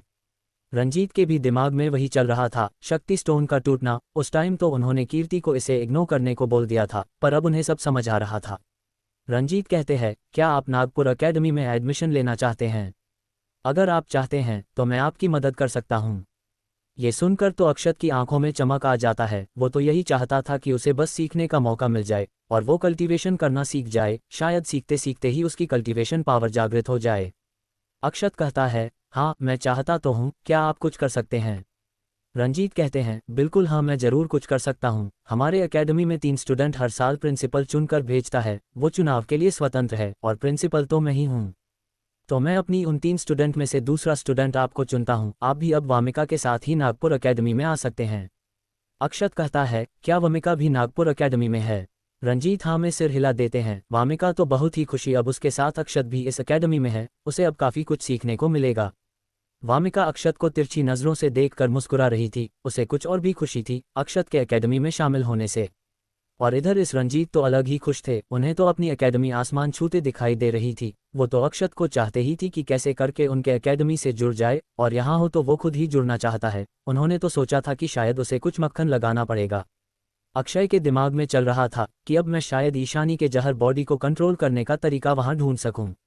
अक्षत अब सबको चाय बना कर देता है। जैसा कि उम्मीद थी, उस चाय को पीते ही सबकी रास्ते की थकान एकदम गायब हो गई और साथ ही में उनकी एनर्जी भी बढ़ गई।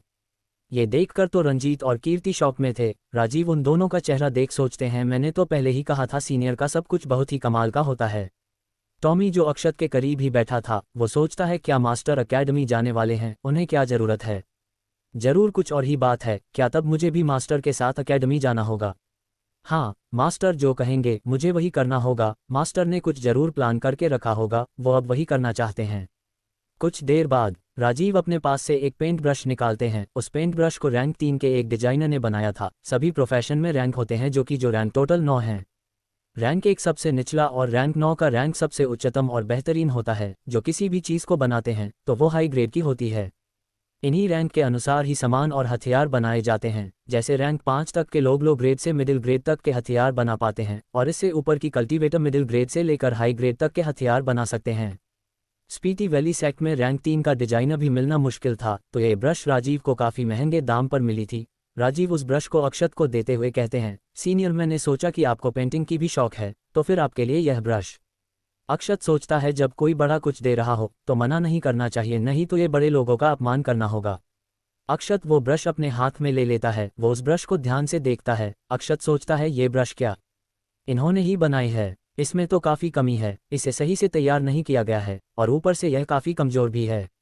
मुझे डर है कि इसमें मेरे पेंट का एक स्ट्रोक भी नहीं लग पाएगा और यह टूट जाएगा। अक्षत कहता है, आपका इसके लिए थैंक्स।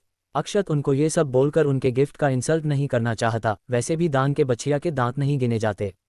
राजीव अब अपना सिर गर्व से ऊपर कर लेते हैं। उन्हें अच्छा लग रहा था कि उन्होंने ऐसे अक्षत को गिफ्ट दिया। रंजीत राजीव चेहरा देख सोचते हैं, यह एक मामूली से बेकार सा ब्रश देकर अपने आप को कुछ ज़्यादा ही समझ रहा है। रंजीत अपने चेयर से उठ जाते हैं और अपनी स्टोरेज रिंग से एक मिडिल ग्रेड का हथियार निकालते हैं, जो कि एक सेवर था।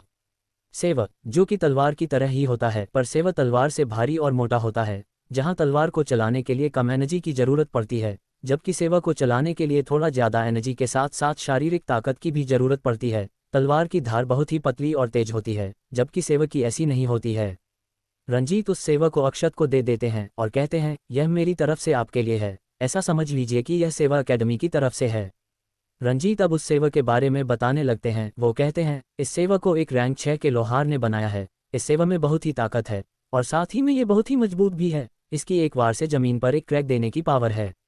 मैंने उस लोहार से काफ़ी रिक्वेस्ट करके इसे तैयार करवाया था। वो पहले तो मेरे लिए सेवक को तैयार करने को मान ही नहीं रहा था, लेकिन जब वो मेरी पहचान जान गया तब उसने यह मेरे लिए तैयार किया। ये एक मिडिल ग्रेड का हथियार है, मैंने इसे पहले तैयार करके रखा। इतना कहकर रंजीत सोचने लगते हैं, राजीव तुम्हारे उस ब्रश का मेरी इस सेवक के आगे कोई वैल्यू ही नहीं है। तुमने क्या सोचा कि तुम एक बेकार सी ब्रश देकर सीनियर के नज़रों में अच्छे बन जाओगे? मैं ये सेवा पहले ही उन्हें देने के लिए तैयार कर लिया था। अब तो सीनियर पक्का मुझसे और भी खुश हो जाएंगे। इधर राजीव सोचते हैं, इसने तो कहा था कि इसने सीनियर को देने के लिए कोई गिफ्ट तैयार ही नहीं किया है, और अब देखो कि कैसे डींगे हाँक रहा है। रंजीत कहते हैं, वैसे आपको इसके लिए थैंक्स बोलने की ज़रूरत नहीं है, मैंने तो ये बस आपको ऐसे ही दे दिया। यह मुझे मात्र 20 लो ग्रेड के स्पिरिट स्टोन से मिली थी।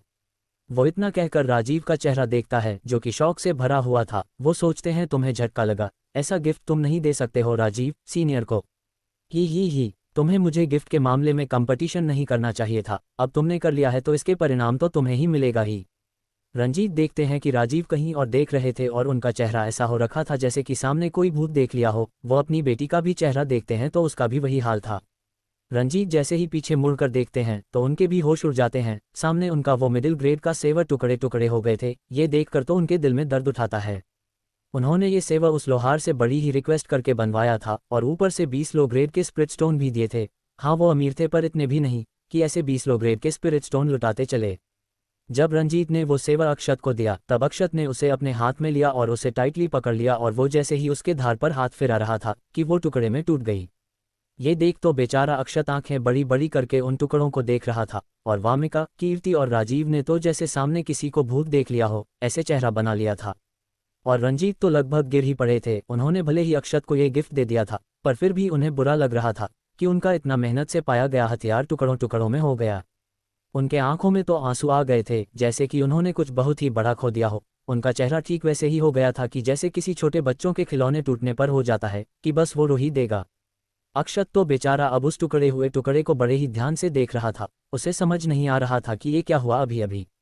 भला रैंक 6 के लोहार के द्वारा बनाया गया ये सेवा इतना कमज़ोर कैसे हो सकता है?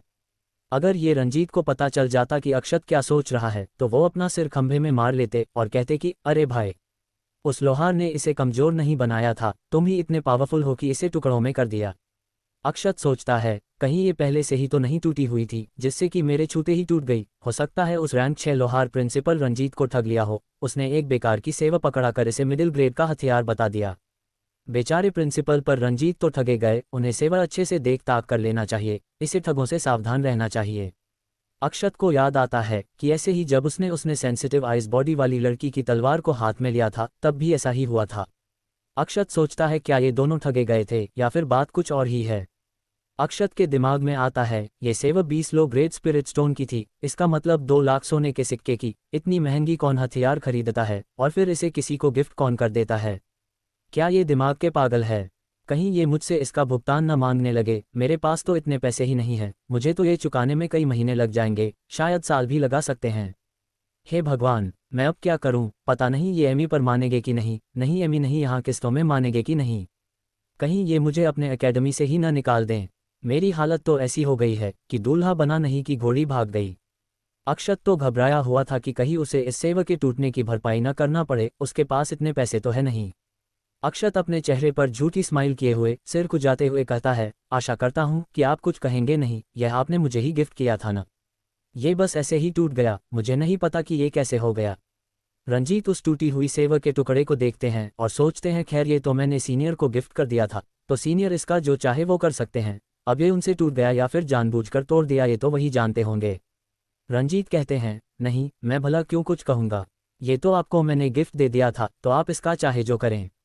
अक्षत राहत की सांस लेता है, चलो कम से कम पैसे तो नहीं चुकाने पड़ेंगे, बच गया मैं, नहीं तो 2 लाख सिक्के देते देते मेरी हालत गड़बड़ हो जाती। ऐसा अक्षत के दिमाग में चल रहा था। इधर राजीव रंजीत का उतरा हुआ चेहरा देखते हैं, उन्हें अब हंसी आ रही थी। वो सोचते हैं, और सीनियर के सामने अपनी चीज़ों का घमंड करो, सीनियर तुम्हें ऐसे ही सबक सिखा देंगे। तुम्हें उनके सामने अपनी मामूली से चीज़ की इतनी बड़ाई नहीं करनी चाहिए थी। सीनियर के सामने हमारा कोई भी गिफ्ट बेकार ही है, वो सिर्फ देने वाले का मन देखते हैं। लेकिन तुम तो अपने गिफ्ट को बहुत अच्छा और अपने आप को महान साबित करने में लग गए। अब देखो सीनियर ने एक ही झटके में तुम्हारी सारी महानता निकाल दी। देखो अब तुम्हारे उस मिडिल ग्रेड के रैंक 6 के लोहार द्वारा बनाया गया सेवा का क्या हाल हुआ है। और मेरी उस पेंटिंग ब्रश को देखो, वो अभी भी सही पड़ी है, जबकि उसे रैंक 3 के डिजाइनर ने बनाया था। सेक्ट लीडर राजीव का वो पेंट ब्रश अब तक सही था। ऐसा इसलिए था क्योंकि अक्षत ने उसे बहुत ही हल्के हाथों से पकड़ा था, और जबकि सेवक को उसने अपने हाथ में लिया और उसे कसकर पकड़ लिया तो वो टूटकर बिखर गई। अक्षय तो उन टुकड़ों को देखता है, फिर उसके दिमाग में कुछ विचार आता है। हालांकि उसे यह गिफ्ट के तौर पर मिला था, पर फिर भी ऐसे टूट जाना उसके हाथों में रहते हुए उसे बहुत बुरा लग रहा था। वो भी जिसने दिया था उसके सामने ये तो देने वाली की इंसल्ट के समान थी। अक्षत भीतर जाता है और एक बड़ी सी कड़ाही लेकर आता है। ये कड़ाही लोहारी की कड़ाही थी जिसमें कि मेटल को पिघलाया जाता है। ऐसी कड़ाही हर लोहार के पास होती है क्योंकि यह लोहार के लिए बहुत ही जरूरी होता है। बिना इसके लोहार मेटल को पिघलाएगा कहाँ? हवा में थोड़ी पिघलाएगा, और सीधे आग में भी तो नहीं डाल सकता है। तो ये कड़ाही ही काम आती है। ये न केवल मेटल पिघलाने बल्कि कई बार डिफेंस के भी काम आती है, जो कुछ बार तो झेल ही लेती है। लोहारी कड़ाही केमिस्ट मास्टर की कड़ाही से ज़्यादा भारी और मोटी होती है, और साथ ही में बहुत ही मजबूत भी। ऐसा करना ही पड़ता है क्योंकि केमिस्ट मास्टरों की पिल बनाने वाली कड़ाही में सिर्फ पिल ही बनाया जाता है, जो ज़्यादा से ज़्यादा एनर्जी को झेलने के लिए और ज़्यादा टेम्परेचर को झेलने के लिए नहीं होता है। हाँ, पिल बनाते वक्त अगर कुछ विपरीत प्रभाव वाले जड़ी बूटी साथ मिला देने पर विस्फोट हो जाता है, पर फिर भी केमिस्ट कड़ाही पर ज़्यादा उसका प्रभाव नहीं पड़ता है। जबकि लोहारी की कड़ाही को ज़्यादा एनर्जी के साथ साथ ज़्यादा टेम्परेचर भी झेलना पड़ता है, तो जाहिर सी बात थी कि उसे केमिस्ट कड़ाही से ज़्यादा मजबूत और भारी बनाना पड़ेगा। अक्षत को ये कड़ाही उसकी मास्टर भूमि ने दिया था। जब उसकी मास्टर उसे लोहार कला की ज्ञान दे रही थी तो अक्षत इसी कड़ाही से प्रैक्टिस किया करता था। कड़ाही बहुत ही गंदी हो गई थी, उस पर धूल मिट्टी वगैरह जम गए थे। ऐसा लग रहा था कि जैसे उसे ऐसे ही रख दिया गया था और कई दिनों से यूज़ भी नहीं किया गया था। सभी अक्षत को बड़े ही ध्यान से देख रहे थे और समझने की कोशिश कर रही थी कि आखिर अक्षत करने क्या वाला है इस पुरानी सी कड़ाही के साथ। रंजीत कहते हैं, क्या वो कोई हथियार बनाने वाले हैं? क्योंकि देखकर तो ऐसा लग रहा है कि ये लोहारी की कड़ाही है। राजीव कहते हैं, तब तो बहुत ही कमाल की बात है, आज हम सीनियर को कुछ बनाता हुआ देखेंगे। वैसे मैंने सुना है कि लोहार जल्दी किसी के सामने हथियार बनाना पसंद नहीं करते हैं, नहीं तो उनकी सीक्रेट टेक्निक बाहर आ जाती है। तो क्या सीनियर अक्षत हमें हथियार बनता देखने देंगे? अगर हम देख सके तो ये कितनी सम्मान की बात होगी कि हम एक एक्सपर्ट को हथियार तैयार करते देखेंगे, वो हथियार भी हाई लेवल का ही होगा। सभी ये सुनकर एक्साइटेड थे, वो अपने सामने हाई लेवल के हथियार को बनता जो देखने वाले थे। अक्षत उस कड़ाही को साफ करते हुए बड़बड़ता है, स्टोर रूम में पड़े पड़े गंदा हो गया है, अब इसे ढककर रखना होगा। रंजीत सोचते हैं, क्या ये अपनी कड़ाही को ऐसे रखते हैं? अरे सभी लोहार अपने कड़ाही को बहुत ही संभाल कर रखते हैं और उसकी देखभाल अपने बच्चों की तरह करते हैं। कई लोहार तो अपनी कड़ाही को लेकर ही सोते हैं, क्योंकि इसी से तो उनका प्रोफेशन है। और उन्होंने ऐसे इसे स्टोर रूम में रखा हुआ था, रखा नहीं था, इसे तो फेंका हुआ कहना चाहिए, तभी तो ये इतनी गंदी दिख रही है। अरे कम से कम उस कड़ाही का ख्याल किया होता, वो तो आपको गलियां दे रही होगी। अक्षत कहता है, अगर मैं थोड़ा टाइम ले लूं तो आप सब में को कोई दिक्कत तो नहीं है? सभी नमे सिर हिलाते हैं। अरे वो सब ये देखने के लिए एक्साइटेड थे तो उन्हें रात तक भी टाइम देना होता तो वो भी दे देते। अक्षत जैसे ही उस कड़ाही को साफ करके सामने से हटता तो उसे कड़ाही की चमक से चारों लोगों की आंखें ही चौंधिया गई थी। रंजीत तो जैसे गिर ही पड़े थे। जब उन्होंने उस कड़ाही को देखा उनके मुंह से निकलता है, ये नहीं हो सकता है, वो तो यहाँ नहीं थी तो कैसे हो सकती है? राजीव कहते हैं, क्या हुआ रंजीत, क्या नहीं हो सकता है? और कौन नहीं थी? रंजीत कहते हैं, ये कड़ाही सुप्रीम कड़ाही है।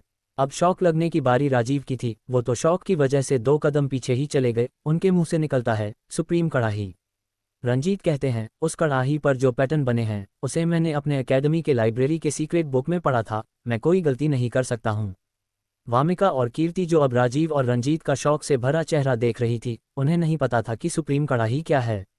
राजीव काफ़ी सीरियस होकर कहते हैं, ऐसा कहा जाता है कि 10,000 साल पहले एक कड़ाही थी जिसके अंदर उसकी चेतना थी, जो बहुत ही पावरफुल थी, वो बहुत ही घमंडी भी थी। उस खजाने को पाने के लिए बड़े से बड़े लोहार और कल्टीवेटर लगे हुए थे, क्योंकि कड़ाही सिर्फ मेटल ही नहीं पिघलाती है, बैटल में भी काम आ सकती है। उस कड़ाही ने सभी कल्टीवेटरों को हरा दिया था, उसके सामने कोई बड़े से बड़ा कल्टीवेटर तक नहीं टिक पा रहा था, तो उसे हासिल करने का सवाल ही छोड़ दो। जब उसे अपने टक्कर का कोई नहीं मिल रहा था तो वो ऊपर की दुनिया में चली गई। उसने तो ये कहा था कि वो किसी को भी अपना मास्टर नहीं बनाएगी। लोगों ने उसे लालच भी देने की कोशिश की पर सब फेल रहा। वो तब भी यहाँ से चली गई और फिर तब से यह इतिहास बन गया। जैसा कि तुम दोनों जानते ही हो कि हथियारों और खजाने में चेतना आ जाती है, पर फिर भी उनकी बुद्धि उस लेवल तक नहीं पहुंची होती है, लेकिन उस कड़ाही की बुद्धि इंसानों के बराबर तक पहुंच गई थी। वो सब कुछ समझ सकती थी, जिसके कारण ही लोग उसे हराने में एकदम से असमर्थ थे। 10,000 साल बाद वही कड़ाही अब हमारे सामने है। अब तो वामिका और कीर्ति भी शौक में चली जाती हैं, मतलब वह 10,000 साल पहले वाली चारों ओर सबको हराने वाला कड़ाही, जो फिर ऊपर की दुनिया में चली गई थी, वो अब फिर से इस दुनिया में आ गई है। और वो भी एक इंसान को मदद कर रही है। ये तो घमंडी थी ना, तो ये कैसे किसी इंसान के मदद कर सकती है। वो दोनों अब अक्षत को आंखें फाड़ फाड़ कर देख रही थी कि आखिर ये आदमी है कौन। क्या ये इंसान ही है या फिर कोई और ही है इंसानों के भेष में। तभी उस सुप्रीम कड़ाही की चेतना अपनी आंख खोलती है। वो अब तक नींद में थी। वो कहती है, लगता है मास्टर कुछ बनाने वाले हैं। वो सामने 4 लोगों को एक नज़र देखती है और कहती है, ये नमूने यहाँ क्या कर रहे हैं। अक्षत कुछ तैयारी करने के लिए भीतर गया हुआ था। रंजीत और बाकी के सब जाकर सुप्रीम कड़ाही के सामने सिर झुकाते हुए कहते हैं, सीनियर सुप्रीम कड़ाही को हमारा नमन।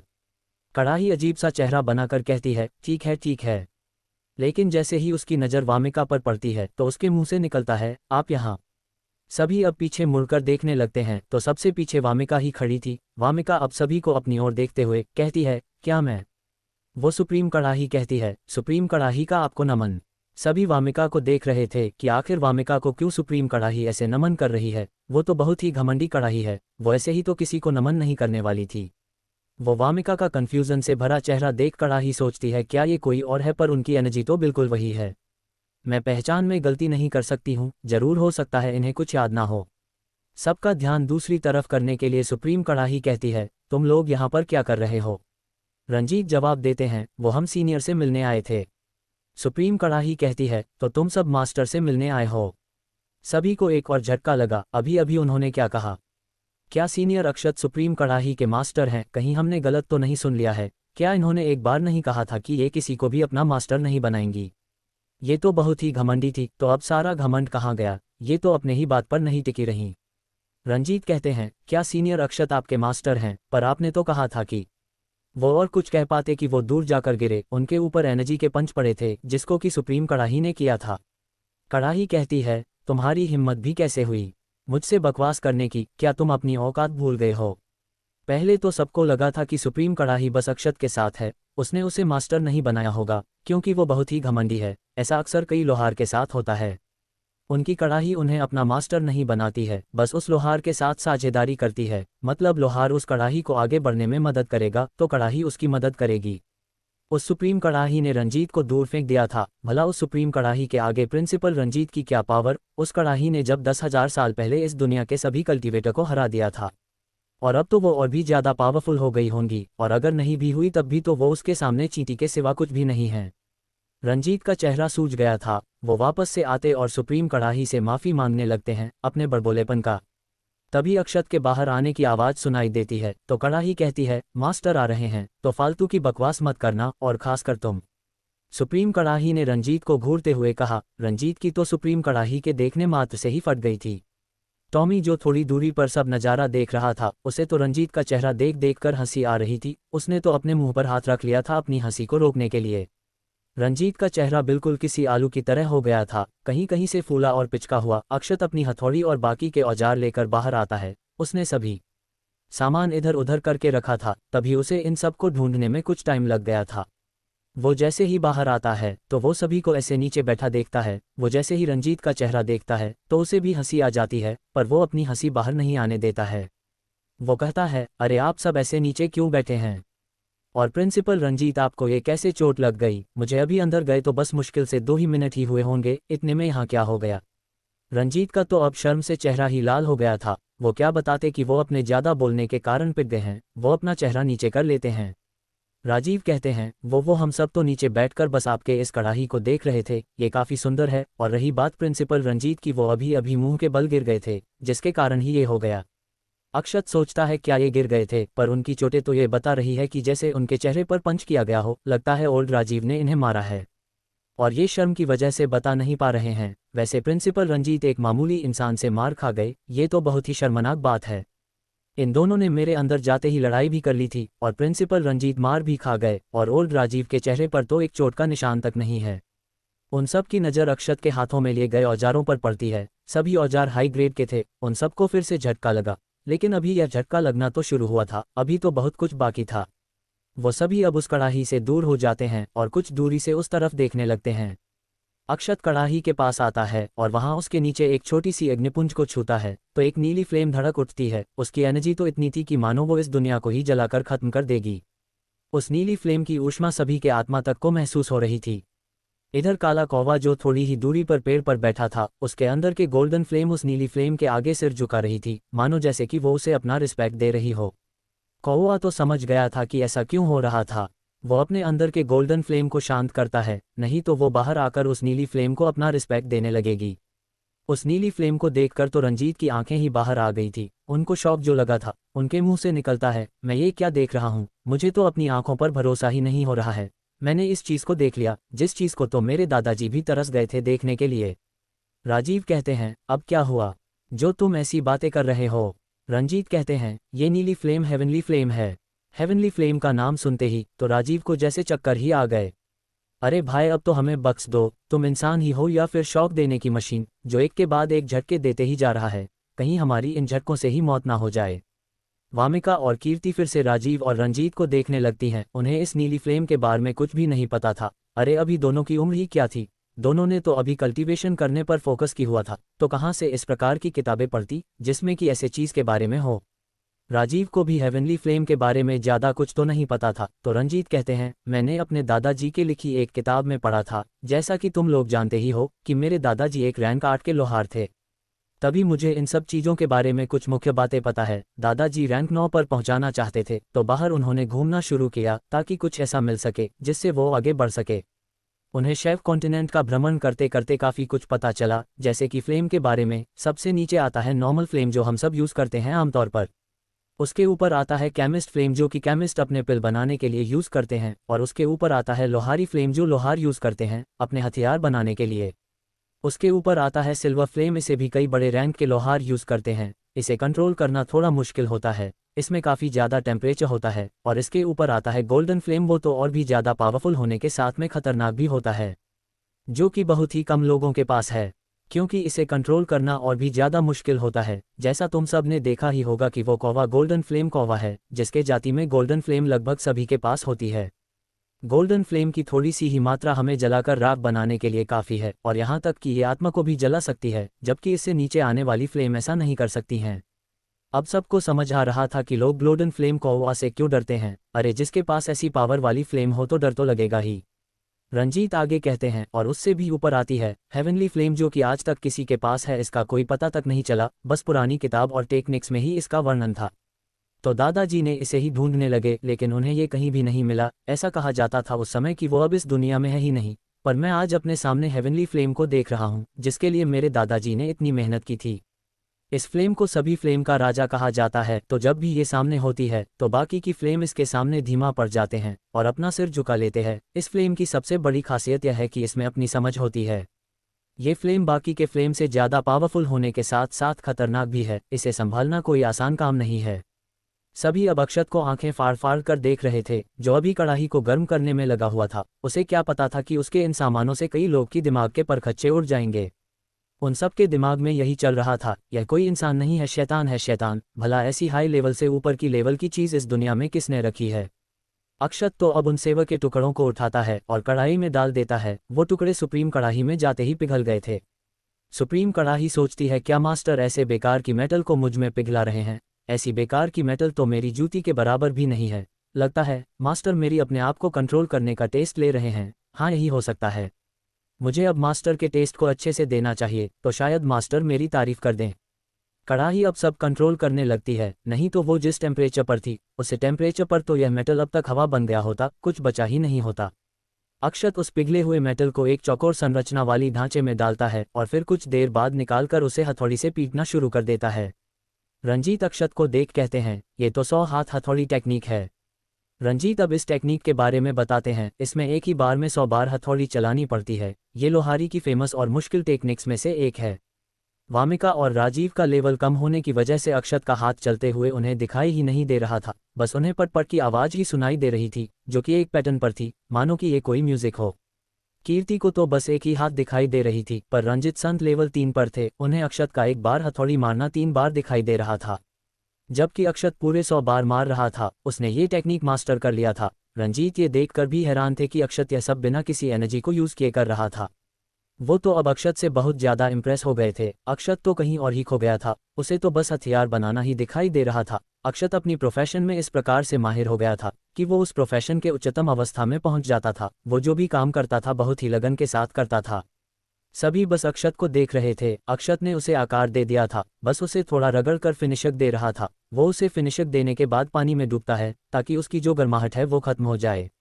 अक्षत ने उसे सेव ही बनाया था। उन सबको लगा था कि अक्षत इससे भी अच्छी हथियार तैयार करेगा, जो मिडिल ग्रेड पर भी हाई स्टेज के पर होगी। पर यह तो नॉर्मल सी सेव दिख रही थी, जो शायद किसी से लड़ने नहीं, बांस काटने की काम आ सकती थी। अक्षत अब उसे कपड़े से साफ करता है तो वो चमकने लगती है। अक्षत उसे हल्के से हवा में घूमता है तो हवा में एक फोर्स उत्पन्न हो जाती है जो उन चारों के आत्मा को झकझोर देती है। वो तो यहाँ पर अक्षत ने प्रोटेक्शन फॉर्मेशन और एनर्जी फॉर्मेशन लगाया हुआ था, नहीं तो पक्का यहाँ जमीन पर क्रैक आ जाते।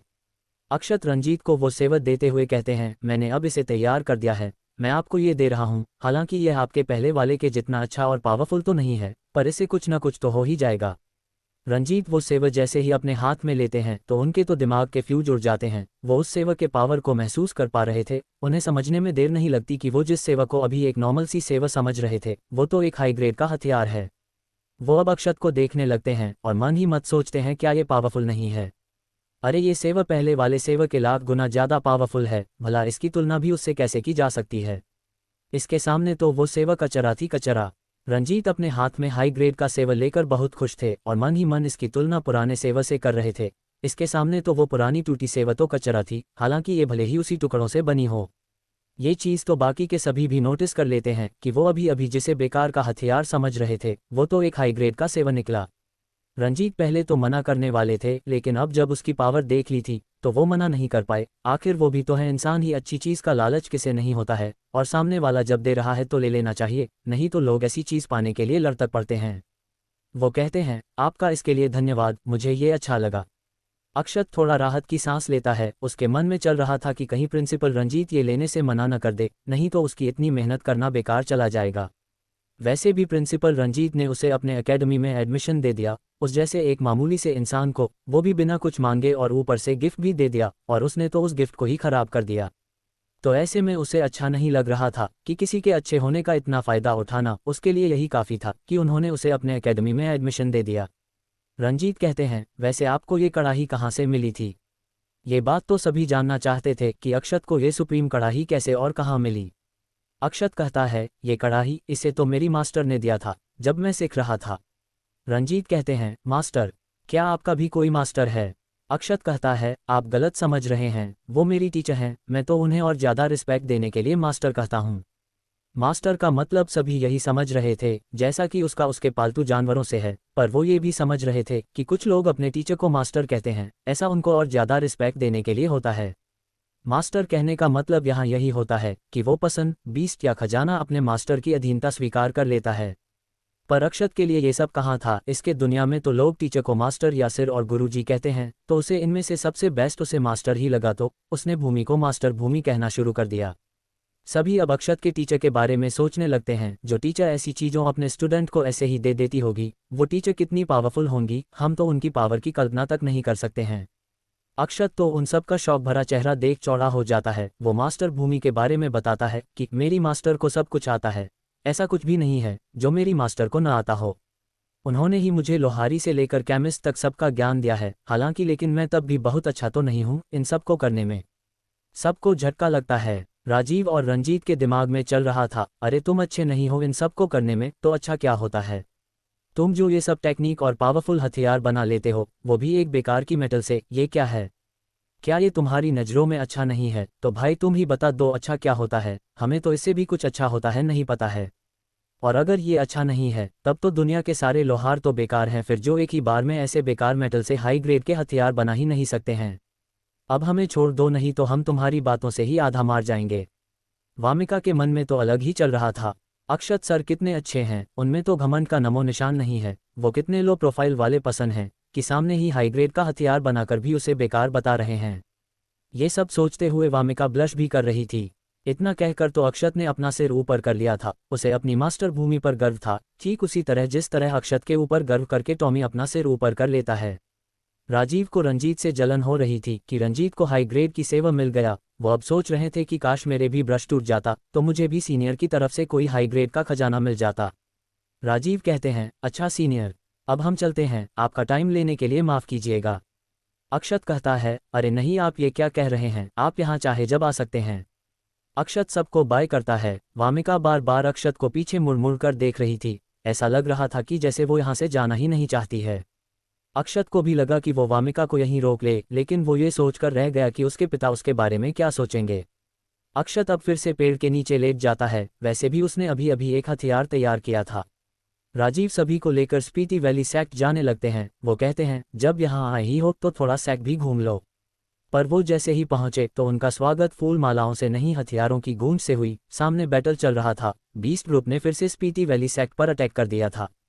सेक्ट का एक मेंबर जो बहुत ही डरा और घबराया हुआ था, वो जाकर राजीव से कहता है, अभी कुछ देर पहले ही बीस्ट ग्रुप ने अटैक किया है।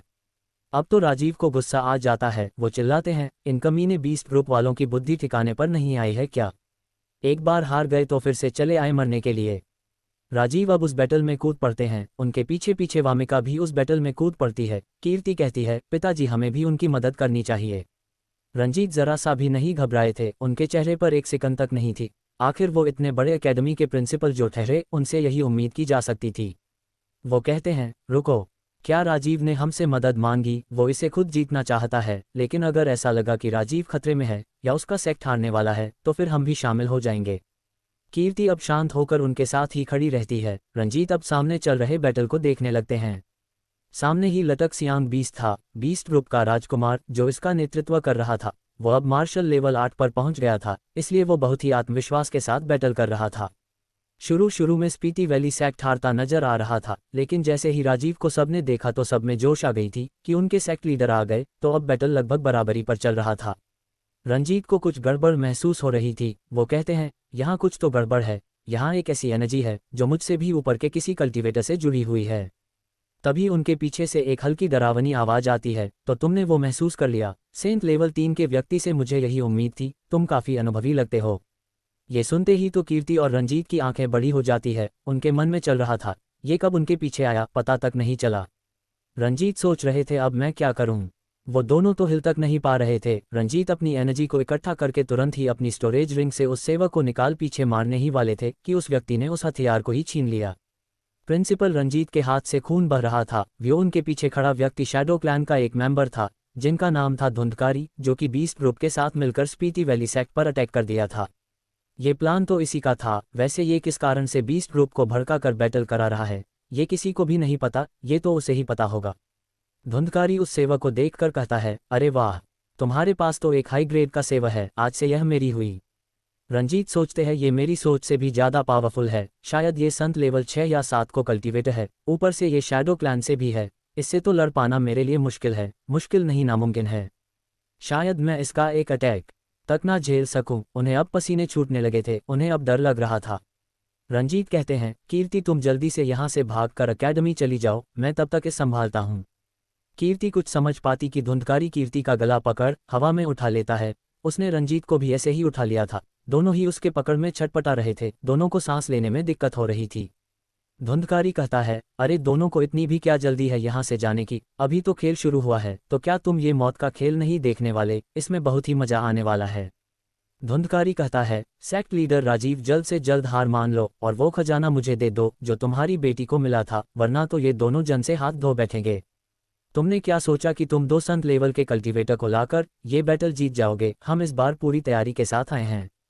राजीव और सभी ऊपर देखते हैं तो एक काली एनर्जी से लिपटे व्यक्ति ने रंजीत और कीर्ति को गले से पकड़ा हुआ था। राजीव ये देखकर घबरा गए थे।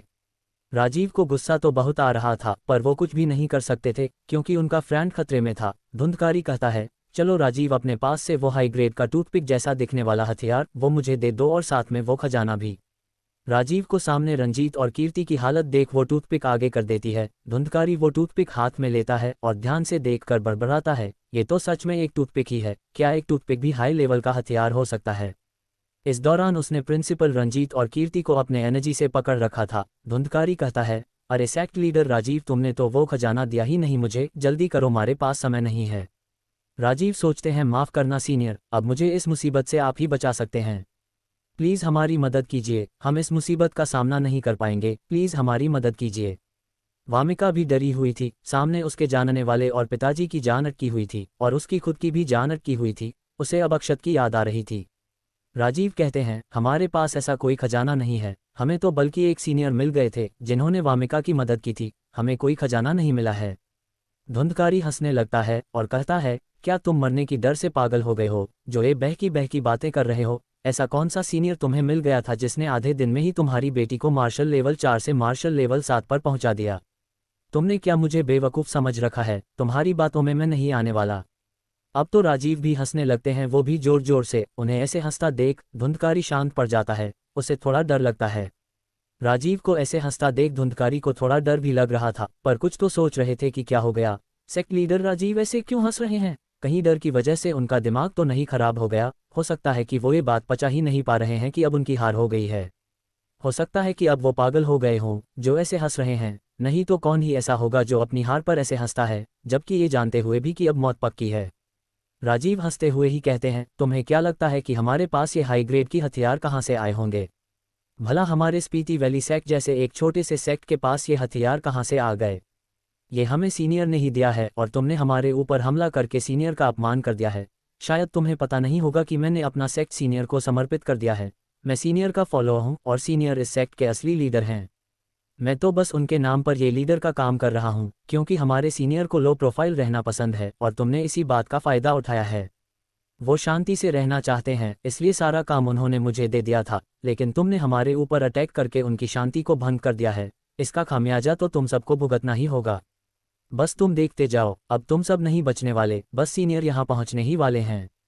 वामिका तो अपने पिता को हैरानी भरी नज़रों से देख रही थी। उसके दिमाग में चल रहा था कि ये कब हुआ? किसी ने उसे बताया क्यों नहीं कि उसका ये सेक्ट अक्षत सर को समर्पित कर दिया गया है? और ये बात सिर्फ वामिका के ही मन में नहीं चल रहा था, बल्कि स्पीति वैली सेक्ट के सभी लोगों में चल रहा था कि कब उनका सेक्ट का लीडर किसी और को बना दिया गया। वामिका कहती है, पिताजी ये सब आपने कब किया? क्या अक्षत सर इसके लिए मान गए? राजीव कहते हैं, वो अभी अभी ही मैंने स्पीति वैली सेक्ट को सीनियर को समर्पित कर दिया है और अब से वो ही हमारे सेक्ट लीडर हैं। और जब मैंने अभी अभी उन्हें लीडर बनाया है तो जाहिर सी बात है सीनियर को नहीं पता होगी, हम उनसे बाद में पूछ लेंगे। वामिका तो जैसे अपने पिता की ये बात सुनी कर जम ही गई थी। क्या अभी अभी सेक्ट का दूसरा लीडर बनाया और अक्षत सर से पूछा तक नहीं कि क्या वो लीडर बनना भी चाहते हैं कि नहीं? और ऐसा कौन करता है? बैटल के बीच में ही दूसरे को लीडर बना देना और अपनी मुख्य जिम्मेदारी से पीछा छुड़ा लेना। अरे कम से कम अपने सेक्ट के लोगों का ध्यान तो किया होता, वो तो इससे कमजोर पड़ जाएंगे। धुंधकारी राजीव की आंखों में आत्मविश्वास देख पा रहा था। अब तो उसे डर लगने लगा था कि कहीं कोई सच में इसका सीनियर तो नहीं है जो बहुत ही पावरफुल हो। अगर ऐसा हुआ तो वो नहीं बच सकता है। वो अब रुक जाता है और इंतजार करने लगता है कि उसके सीनियर आएंगे, और अगर वो सच में पावरफुल हुआ तो वो उनसे माफ़ी मांग लेगा कि ये उसने एक गलतफहमी के कारण कर दिया। लेकिन कुछ देर बाद जब कोई नहीं आता तो राजीव की धड़कनें तेज हो गई थी कि सीनियर आ क्यों नहीं रहे हैं, जबकि उसने ये सब बोलने के साथ एक टेक्निक यूज़ किया था। उस टेक्निक का नाम था ध्वनि भेजक टेक्निक। इस टेक्निक की मदद से अपनी आवाज़ को अपने इच्छा अनुसार दूर किसी व्यक्ति तक पहुंचाया जाता है। क्या वो हमारी मदद नहीं करने वाले हैं? ऐसा राजीव के दिमाग में चल रहा था, क्योंकि अब तक तो सीनियर अक्षत को आ जाना चाहिए था। उनके जैसा पावरफुल व्यक्ति इतना टाइम कैसे लग सकता था? कुछ देर और इंतजार करने के बाद जब कोई नहीं आता तो धुंधकारी कहता है, तुम मजाक अच्छा कर लेते हो सेक्ट लीडर राजीव। तुमने क्या सोचा कि तुम ऐसा कह करके बच जाओगे? नहीं, कभी नहीं, ऐसा नहीं होने वाला है। अब तो तुम पक्का मरोगे। लगता है अपनी मौत सामने देखकर तुम्हारा दिमाग खराब हो गया है। कोई बात नहीं, मरने के बाद सब सही हो जाएगा। राजीव अब घबरा जाते हैं। एक तो वो पहले से ही डरे हुए थे, उन्होंने सोचा कि शायद अक्षत उनकी मदद करेगा, पर वो तो अभी तक आया ही नहीं। अब उन्हें लगता है कि अक्षत नहीं आने वाला है।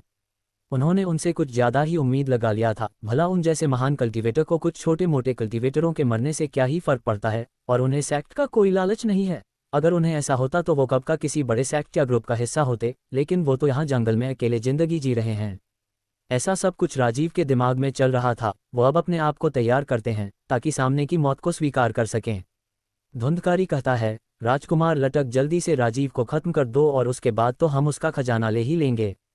लटक सियांग बीस्ट जो वामिका को देख रहा था, यूज तो वामिक से पिछली बार का बदला लेना था। आखिर उसी की वजह से तो उन्हें अंतिम समय में भागना पड़ा था, नहीं तो ये स्पीति वैली सेक्ट आज पहले ही उनके कदमों में होता। वो वामिका के पास जाता है और कहता है, पिछली बार तो तुमने मुझे डरा दिया था, लेकिन इस बार क्या करोगी? इस बार तो मैं तुमसे ज़्यादा पावरफुल हूँ। वैसे तुम हो तो बहुत ही खूबसूरत, तुम्हारी बॉडी मुझे अपनी तरफ आकर्षित कर रही है और मुझे तुमसे बदला भी लेना है, तो मैं क्या कर सकता हूँ? हाँ, मैं तुम्हारे साथ रोज रात बिताऊंगा, तुम्हें मुझे रोज खुश करना होगा। हाँ, यही सही रहेगा। हा हा हा। इतना कहकर लटक सियांग बीस्ट जोर जोर से हंसने लगता है। वामिका उसे गुस्से से घूरते हुए कहती है, तुम्हारी हिम्मत भी कैसे हुई मेरे बारे में ऐसा सोचने की? वामिका तुरंत ही उस पर अपने तलवार से एक स्लैश करती है, लेकिन वो लटक सियांग बीस्ट उसके तलवार को पकड़ लेता है। वो अब मार्शल लेवल 8 पर था, और वैसे भी बीस्ट इंसानों से बराबरी पर भी थोड़ा पावरफुल होते हैं, तो यहाँ पर तो एक लेवल का अंतर था दोनों में। लटक सियांग बीस्ट वामिका के एक हाथ को कसकर पकड़ लेता है और उसे अपने करीब करने लगता है। वामिका अपने आप को छुड़ाने की कोशिश कर रही थी, पर वो नाकाम कोशिश थी। एक तो वो पहले ही काफ़ी ज़्यादा लड़ाई करके थक चुकी थी, इस बार बहुत ही पावरफुल बीस्ट थे जिनसे लड़ना आसान नहीं था। उसकी हाथों में उतनी ताकत नहीं थी, जबकि लटक वो तो सिर्फ खड़ा होकर सब कुछ देखा रहा था। राजीव उस तरफ वामिका की मदद करने के लिए जाते हैं, पर उन्हें और भी कई बीस्ट घेर लेते हैं। लटक सियांग बीस्ट वामिका को अपने पास करते हुए कहता है, अगर तुम मुझे रोज खुश करोगी तो मैं तुम्हें जिंदा रहने दूंगा, तुम्हें मेरे साथ सोना होगा। इतना कहकर वो हवस भरी नजरों से वामिका को देख रहा था और लार टपका रहा था। वो वामिका को स्मेल करता है और कहता है, वाह, तुम्हारी ये महक मुझे और भी खींच रही है तुम्हारे पास। वामिका गुस्से से अपनी दांत भींच लेती है। वो कहती है, तुम्हारे साथ सोने से अच्छा है मैं मरना पसंद करूंगी। इतना कहकर वामिका झट से अपनी स्टोरेज रिंग से खंजर निकाल अपने दूसरे हाथ से अपने गर्दन पर कट मार लेती है। वामिका ने जैसे ही अपने गर्दन पर कट मारा, वैसे ही लटक सियांग बीस्ट ने उसे छोड़ दिया। वो सामने वामिका का बेजान होता चेहरा देख पा रहा था। राजीव तो जोर से चिल्लाते हैं, वामिका तुम ऐसा नहीं कर सकती हो। पर अब तो देर हो चुकी थी, उनके ऐसे चिल्लाने का कोई भी फायदा नहीं होने वाला था, क्योंकि जो होना था वो तो हो गया था। वो बस असहाय होकर देख सकते थे कि उनकी बेटी कैसे बेजान हो रही है। उनकी आंखें बड़ी हो गई थी, सामने उनकी बेटी की गर्दन से खून आ रहा था। माहौल में पूरा सन्नाटा छा गया था। लटक सियांग बीस्ट को नहीं लगा था कि वामिका कुछ ऐसा कर देगी, उसने तो कुछ और ही सोचा था। वो वामिका को और तड़पाकर मरना चाहता था। ये सब इतनी जल्दी से हुआ कि किसी को कुछ समझ नहीं आया कि आखिर ये हुआ क्या। स्पीति वैली सेक्ट के मेंबर्स तो अपनी एक होनहार मेंबर को ऐसे देख शॉक में खड़ी थी। इसी का फायदा बीस्ट ग्रुप लेता है। राजीव को एक बीस्ट अपने पंजे से घायल कर देता है, पर राजीव पर तो जैसे कोई प्रभाव ही नहीं पड़ा, वो सदमे में चले गए थे।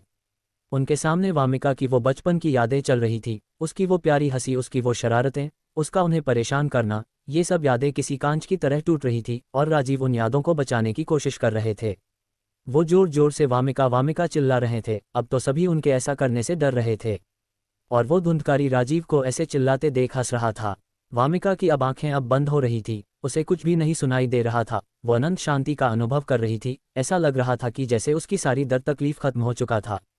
वो नीचे जमीन पर पड़ी हुई थी। उसके दिमाग में चल रहा था, अब जब मैं मर रही हूँ तब मुझे समझ आ रहा था कि मैं आपको पसंद करने लगी हूँ, बहुत ज़्यादा, शायद जान से भी ज़्यादा। अक्षत सर, मैं मरना नहीं चाहती हूँ, मैं आपके साथ जीना चाहती हूँ। मेरे पास तो बस आपकी साथ की कुछ ही यादें हैं जो मेरे लिए बहुत कीमती है। मैं इन्हें खोना नहीं चाहती हूँ। आपकी वो मुस्कान दुनिया की सबसे शांति देने वाली चीज़ है। मुझे आज आपके पास ही रुक जाना चाहिए था। काश मैं थोड़ी हिम्मत करके रुक गई होती। मैं आपके साथ रहना कहती हूँ, पर शायद मैं जिंदा भी नहीं रह सकती हूँ।